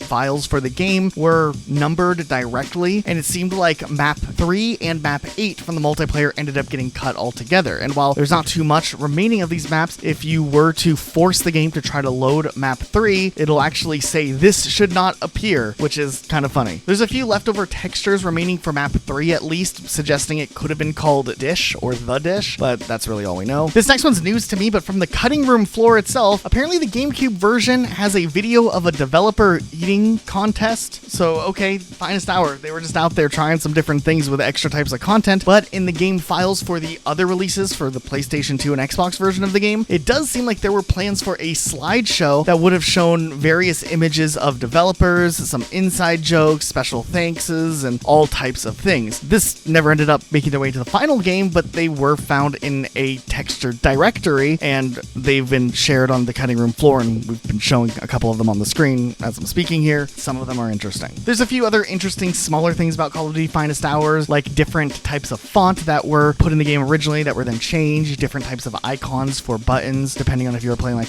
the Xbox or PlayStation. And ultimately, for whatever reason, it seems like the PlayStation 2 version of Call of Duty Finest Hour ended up having its multiplayer cut, just like the overall GameCube version globally did, but the Japanese Xbox version still had multiplayer. So I do wonder what ended up happening with that. Once again, when it comes to another Call of Duty game, Call of Duty 2 Big Red 1, this game would release on Xbox and GameCube. It also, of course, released on PlayStation, but the GameCube version, again, would have no multiplayer. Another game where we don't have as many details as maybe we'd like to know about these games, but it is interesting, like, the Xbox version specifically has a trailer for Call of Duty 2 in it randomly, and the GameCube version, characters don't cast shadows, because why would they? It's a GameCube. It didn't have the best tech back in the day. Now, in general, we didn't do a huge section on censorship in Call of Duty games, and that's something we'd maybe want to tackle in the future in a bigger video if this video does well. But Call of Duty 2 Big Red 1, along with a lot of the other Call of Duty games, did have a lot of things censored in the German release of the game. Germany used to have these laws in place for certain World War II Beyblade-shaped symbols not being allowed to be shown in games, and recently these laws have changed, but back in the day, a different build of the game would have to be made, essentially censoring out a lot of these things. And Call of Duty 2 Big Red Red one wasn't any exception to that. I thought now might as well be a good point to bring it up. Then in 2008, after Call of Duty World at War released for Xbox 360, PS3, it even had its Nintendo DS version, there was another World at War released on the PlayStation 2 called Call of Duty World at War Final Fronts, which essentially was a reskin of the game Delta Force Black Hawk Down, which had come out 3 years earlier. But I mean, if we want to get real technical, what is a Call of Duty reskin? Every Call of Duty game reskins itself, but this one I guess was reskinning a different game, so maybe it's a little different. This one's a little interesting. There are some interesting placeholder textures and graphics that made their way into the final build of the game, like work in progress art, just concept art for World at War. There's a lot of leftover files from Delta Force Black Hawk Down, like ranks and other icons. And once again, there are a few other references referring to this game as Call of Duty 5 and not Call of Duty World at War, because early in development, everyone thought the game was going to be called Call of Duty 5, which would have made sense. After the release of Call of Duty Finest Hour, it seemed like there were plans at one point for a follow-up game under the title Call of Duty Combined Forces. This would have been developed